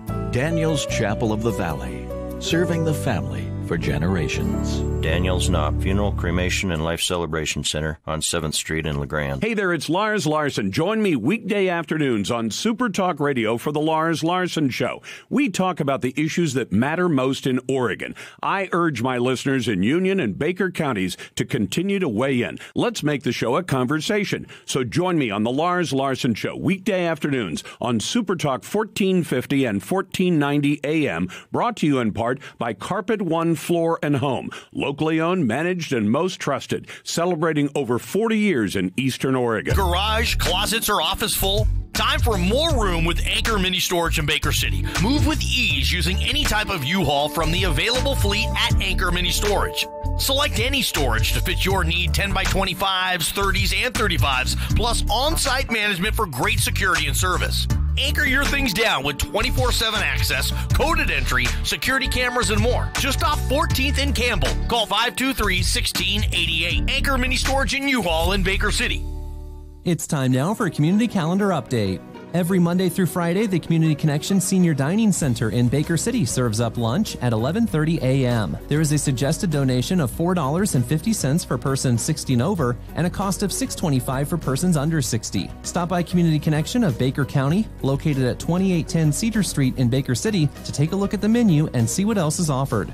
Grand Ronde Radio Amateurs Association is inviting everyone to attend their monthly business meeting every fourth Tuesday of the month. The meeting is held at the LeGrand Fire Station classroom starting at 6 p.m. If you've ever been interested in ham radio or are curious about it, this is a great meeting to attend to ask questions about the hobby and the service. For more information, contact Tyson at 541-910-2784 or visit online w7gra.org. This community calendar update is brought to you by LeGrand Gold and Silver, family-owned and managed, and your trusted local experts for fine jewelry and precious metals. Shop LeGrand Gold and Silver's full line of quality jewelry, gifts, and coins. Attention, Rip City! The Portland Trail Blazers are once again contending for a playoff spot in the Western Conference. Follow your favorite team every game on Super Talk Radio, 1450 AM in LeGrand and 1490 in Baker City. Stop missing the action and come pick up a free Blazers pocket schedule at Pacific Empire Radio in LeGrand on Cove Avenue. Trailblazers basketball on Super Talk Radio is brought to you in part by Kurt's RV Service and Repair, Rockin' Sons Tire and Auto, and Cricket Wireless. A promise was made. A promise that hit the beaches of Normandy. A covenant that split the skies over Berlin. A vow that captured Iwo Jima. A promise was made. A solemn oath that liberated Seoul. A sacred trust that defended Quezon. A pact that dug in Da Nang. A contract that weathered Tet. A promise was made. A pledge that stormed the desert in Iraq. A bond that patrolled door to door in Fallujah. An IOU that braved IEDs in Kandahar. A promise was made to America's veterans. A promise we all must keep. DAV fights for all veterans and their families so they get the health care, financial benefits, and support they earned. If you're a veteran who needs help or you'd like to help us keep the promise, visit DAV.org. Informer, you know, say that I'm a stormy, I go blam. I like keep on down. Take the man that says that I'm a stormy, stab somewhere down the lane. I like keep on down. Informer, you know, say that I'm a stormy, I go blam. I like keep on down. Take the man that says that I'm a stormy, stab somewhere down the lane. I like keep on down. Remember this one? Who's this? Snow?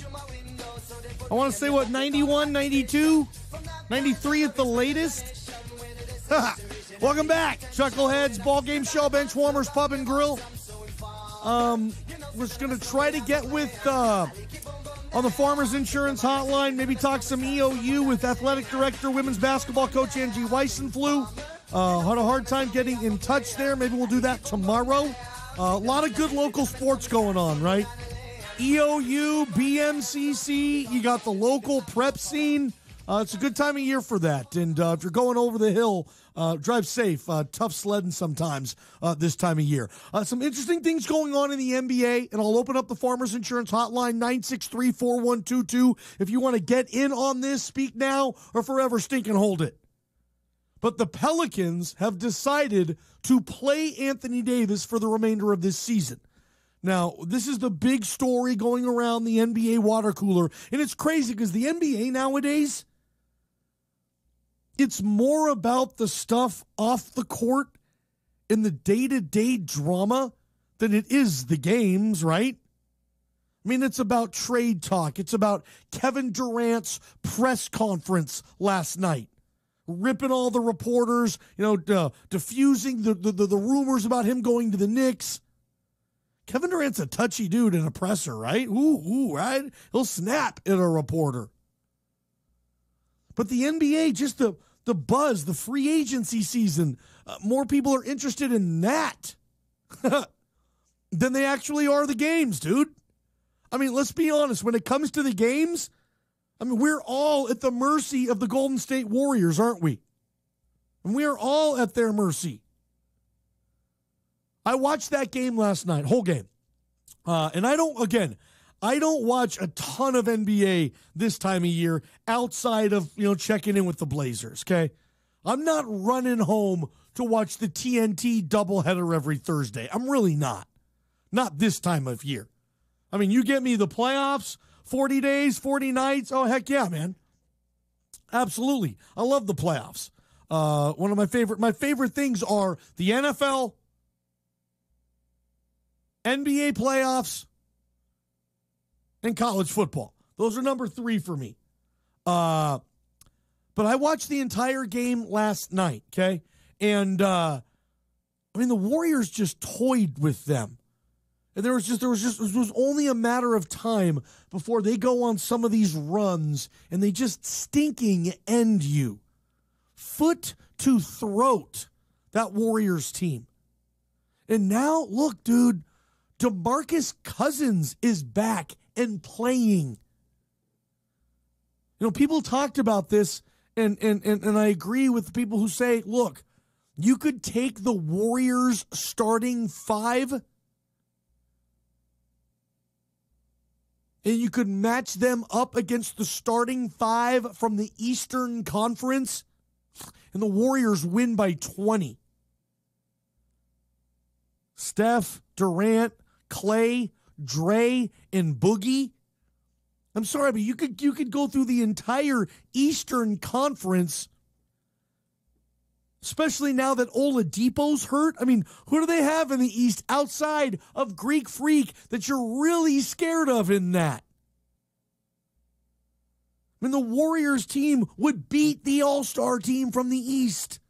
So when it comes to the games, no, it's just a Warrior world. We're all living in it. But everything on the outside with the NBA, that's what fascinates everybody. And rightfully so, dude. I mean, there's a lot of stuff that flies around an NBA water cooler, man. A lot of stuff that does. And certainly when you get big-name teams like the Lakers involved in this stuff, I mean, right now, and I don't know what the Lakers are doing. Laker fan, do what the typical LA fan does when you're losing, when you're not great, do what the typical LA sports fan does. Just turn it off and go do something else. I mean, that's the LA fan base way of life. Either you're going to be amazing and you're going to put on this amazing show, and in that case, yes, we will support you. But if you're not going to do that, we couldn't care less about you. You're dead to us. You might as well not even exist at this school. Breakfast Club. And that's the mentality of an LA sports fan. If you're not glitzy, if you're not glamorous, we don't even care about you. And you know what, Laker fan? You're going to do this, and you know who's going to get the blame? You know who's going to get the blame for all this? No, it's not going to be Irvin Magic Johnson. No, it's not going to be Rob Pelinka. No, it's not going to be Jeannie Buss. It's going to be number 23. He's going to get the blame on this. Look, I remember when Wilt Chamberlain joined the Lakers. Actually, I don't. I wasn't born yet, but I've done my history, if you know what I mean. Wilt Chamberlain was no longer the Big Dipper. He wasn't the stilt anymore. Yes, he was still a perennial all-star. Still tremendous, but he wasn't an icon on the floor anymore. Look at his numbers when he went to the Lakers. Sure, he was still great, but he wasn't averaging 50 points a game like he had in his career. He wasn't leading the league in assists like he had in his career. You know, Wilt Chamberlain, he needed Elgin Baylor. Wilt Chamberlain, he needed Mr. Clutch, Jerry West. I mean, that was like one of the first super teams ever built. It was the Lakers in the early 70s, where they had Elgin Baylor, Jerry West, and Wilt stinking Chamberlain. I mean, the last year Wilt Chamberlain played for the Lakers, okay, he averaged 13 points. Okay? When Wilt was playing for the Philadelphia Warriors in 61, 62, okay, he averaged 50 points, 5-0. Run. I mean, as a Laker, Wilt Chamberlain averaged 17 points a game. As a Warrior, he averaged 41. As a Sixer, he averaged 28. See the mega drop-off there? But they were still able to win a title there with Wilt in L.A. because Jerry West and Elgin Baylor and other Gail Goodrich, and they had good teams. LeBron doesn't have that in L.A. LeBron's going to L.A. at the end of his career, and look, people are going to hate are going to hate. And look, they're going to hate on LeBron regardless. That's just what you do. I mean, there's no middle ground with LeBron. I would kind of consider myself middle ground with LeBron. Again, I like watching the guy play. What he does in business, what he does in hiring and firing coaches or trading teammates and the control that he needs doesn't bug me as much as it bugs some other folks. Ballgame show benchies. But it doesn't bug me as much as it bugs others. I'll just tell you that. Honestly, for me, I look back on LeBron and I think we're at the beginning of the end here. I really do. And you know what? Everybody's just saying, oh, who are the Lakers going to get this summer? Oh my gosh, they're going to reload. It's going to be amazing. I don't know if it is. These players who are signing up to play for the Lakers this year, if they are who we think they could be, I don't know if maybe they want to play with LeBron at this juncture in his career. You might find better guys to play with who are like, 10 years younger. I don't know if the Lakers are going to just be able to pick and choose who LeBron's running mates are going to be. It's ugly this year. And I don't know if the players if I'm Klay Thompson, I'm not leaving the Bay Area to go down to LA and ball with LeBron. I'd rather play with Steph. By the way, the Warriors have a new stadium that debuts next year. The house that the Splash Brothers built, man. If I'm Clay, I helped build that stadium. Oh, I'm darn sure I'm going to play there. I don't want to go to the Lakers and sit there and play with LeBron, and if we don't win, I get the blame. I don't know. I'm good, dude. I'm good. And if I'm Kevin Durant, I sure as heck aren't going to say, oh, hey, LeBron, let me help you with your legacy. Let me help you win another title. Kevin Durant's competing against LeBron in that respect. Kevin Durant is not going to play with LeBron. Kawhi Leonard, maybe. If he's lucky. Kyrie Irving, getting him back, maybe. No, I think LeBron's in for a rather rude awakening if he thinks he's just going to be able to handpick whoever is free. I mean, Paul George didn't want to go play with him. He didn't. Paul George stayed in the damn Dust Bowl to play with the biggest ball hog on the planet, Russell Westbrook. Paul George chose that over going to L.A. Could have went to L.A. Paul George is having a terrific year. He's starting in the All-Star game. You don't think that you don't think the Lakers wouldn't have loved having him? Of course they would have. Ballgame Show, Benchwarmers Pub and Grill. They would have loved him. He didn't want to go. Fact of the matter is, other than LeBron, I don't really remember the last mega big free agent that the Lakers signed. Pau Gasol, that was a trade, dude. They traded for Gasol. What's a big free agent that signed with the Lakers? Ron Artest? I mean, seriously, are we going back to Meta World Peace? Who's like an all-star caliber guy who's a free agent who signed to play for the Lakers? Lance Stevenson ain't big, dude. JaVale McGee? Heck no. Is it really Meta World Peace? Everybody just assumes, oh, the Lakers will just get everybody. A lot of times they do. But lately, I remember when Portland lost LaMarcus Aldridge, he scoffed at the Lakers, dude. He heard their little pitch, and it was like Ari when he lost Vince on Entourage, and he tried to have this pitch to get him back, and it was like, no, Ari, you're fired.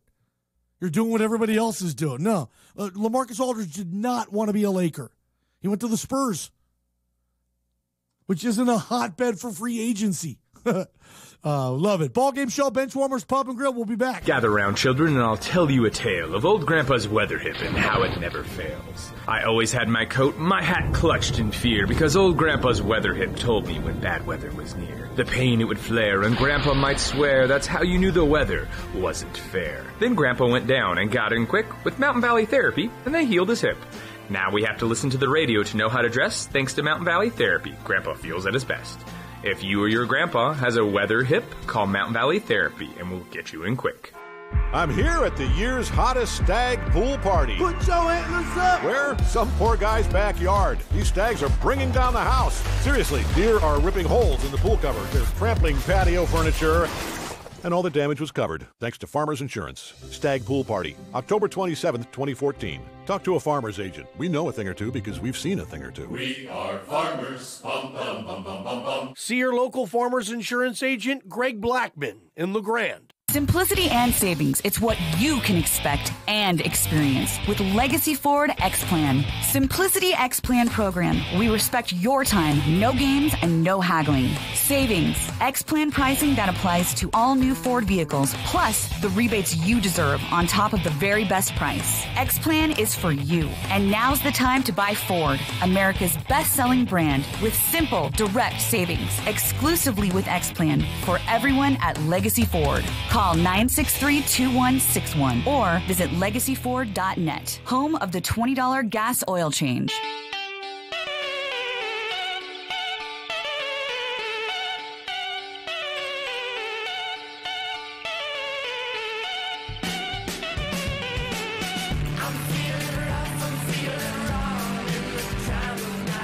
Johnny Ballgame Show, Benchwarmers Pub and Grill. Let's get to our Ace Hardware finale. Ace Hardware is the helpful place. 2 locations. Ace Hardware in LeGrand and Ace Hardware Thatcher's Ace Hardware in Baker City. Appreciate you guys. Let's head on over. We were able to get in touch with EOU Athletic Director and Women's Basketball Coach Anji Weissenfluh. It's senior night coming Saturday at Quinn, so we want to pack the EO Zoo one last time in the regular season for the women's and men's basketball programs on Friday and Saturday night. Let's head over to the Farmers Insurance Hotline. Anji Weissenfluh joining us. Coach, Anji, really appreciate your time. Thanks, and I apologize for being late. Our practice ran a little long. No, all good. No question. This season so far, I mean, you're on a 22-game win streak. You've held serve at home. You're 16-0 in conference. Where's the mindset of this team now with 4 crucial games still on the schedule? Well, I'm hoping it's just one game at a time. So far, we've been able to approach it that way and not kind of jump ahead and get ahead of ourselves.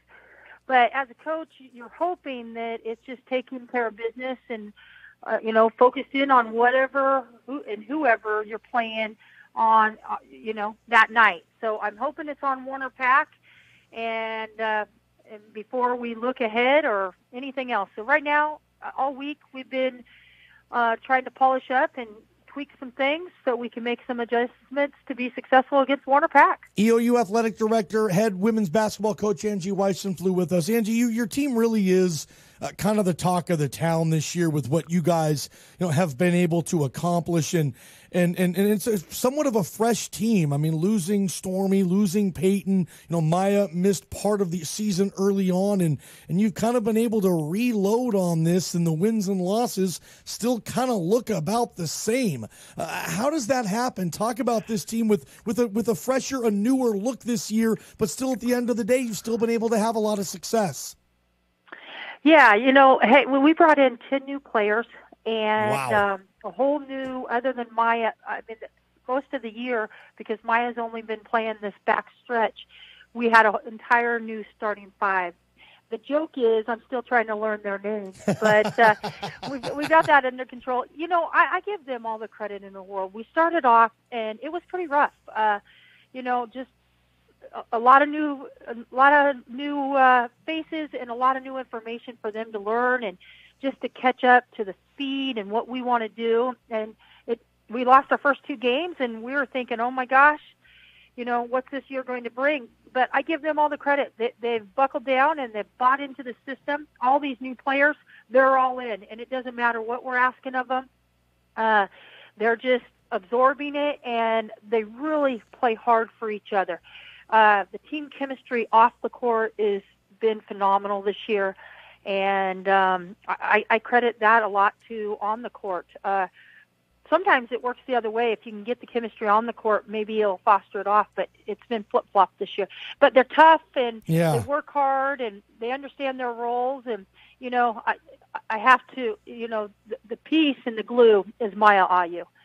I mean, she has absolutely been a beast for us, and her leadership, her points, her defense, her rebounding has been incredible, but her leadership and the way she's approached things this year has been the difference. Anji, you and your father recruited Maya, which seems probably like 20 years ago. One of the great players in any sport at EOU ever. First ballot EOU Hall of Famer. As soon as she's eligible, I'm sure she'll be in. Senior night's in a few nights. Oh my gosh, Anji, what's it going to be like for you and Maya and your family and her family? This is going to be a really emotional senior night with you and Maya, Anji. Oh, it is. It is. I mean, she has just been a staple in our program for so long. I mean, we definitely joke around about it. I can't even remember coaching a game without her. She's been here so long. And her family and her husband, they've just really been a huge part of our program. And so, I just thinking about it, I'm getting a little teary-eyed. But I'm just so thankful that, one, we had the opportunity to, coach her all these years. And then I'm just so thankful that she stuck with it. What she's been through and everything, for her to commit to it and to see it through.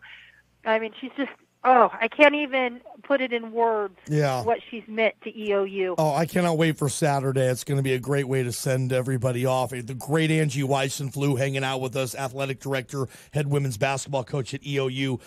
In the last 62 conference games your team has played, you are 60-2. I don't even know how to compute that. I don't know how to talk about that. Anji, how do you put your finger on that? 60-2? Anji, nobody does this. Wow. I'll be honest with you. I wasn't, I knew we had a couple streaks going, but I didn't realize that stat. So, no, it's just, honestly, it all starts in recruiting and recruiting the right kind of student athlete and finding fits for my coaching style. We say it all the time. Not every coach is for every player and vice versa. And we've just been lucky the last few years to find the right fit, and again, they just work hard and they buy in, and they're great kids to be around, and they're fun, and it's just been exciting. But we try really hard to not get ahead of ourselves. Yeah. We fight each and every day in practice. We try to keep it competitive, and we're definitely not talking about what we've done. That's for sure. It's just always about what we need to do. Always about what the next thing is that we need to do. And then when it's all said and done, when people graduate or the seasons conclude, that's when you step back and go, wow, that's pretty awesome. That's impressive. But when you're caught up into it, it's all about what's the next thing. Let's pack Quinn Coliseum, folks, Friday and Saturday night for the EOU men and women's basketball program. Senior night on Saturday. Going to be very emotional, sending the great legendary player Maya Ayu-Diaz off for her final game at Quinn in the regular season. Anji, as athletic director, I love getting kind of a state of the athletics department address from you anytime you come on, stepping away from your team for a second, and just overall, where is EOU athletics as a whole for you right now as the athletic director? Hey, we're on the rise. Everything we do, it's just working to get better. Our track and field teams are off to a great year. Our men's soccer team this year qualified for the conference tournament, finished the highest they'd ever finished. We're right there in the middle of the pack, or at the top 20 in the nation in the LIII field again. It's just, again, credit to the people, coaches, student athletes, a lot of great things. We have dominated, we have dominated the individual conference players of the week, both in the Frontier Conference and the Cascade Conference this year. And this weekend, we get an opportunity to celebrate our academic success with our student athletes on Friday. And we've got, I think, 59 student athletes in the fall that's going to get recognized. So just lots of good things, lots of great support. Our facilities, having the new turf field and the brand new track. We'll be having a ribbon cutting ceremony for our track on March 16th. That's the first time we'll be hosting a home meet since 2012 for 7 years. So just great things, and we're just surrounded by a lot of great support and great people, and just working to get better. Good luck the rest of the way. Can't wait for senior night this weekend and all that stuff, and always appreciate your time. Anji Weissenfluh, thank you very much for hopping on. Thanks, Johnny. I appreciate it. Absolutely. Hope to see everyone out. Yes, ma'am. Anji Weissenfluh, the great Anji Weissenfluh. Didn't even realize, she's 60-2 in the last 62 conference games they've played in. That's insane, man. Nobody does that. Ballgame Show, Benchwarmers Pub and Grill, your Ace Hardware finale. Ace is the helpful place. Remember to tackle your projects. Do not let them tackle you. Get your game plan, your tools, and your materials at Ace Hardware. 2 locations. Thatcher's Ace Hardware, Baker City, and Ace Hardware here in LeGrand. That's all I got. I'll see you tomorrow. Blessed a $5.2 billion plan by Sears chairman and biggest shareholder to keep the iconic business going that spares some 425 stores and 45,000 jobs. I'm Barbara Cusack.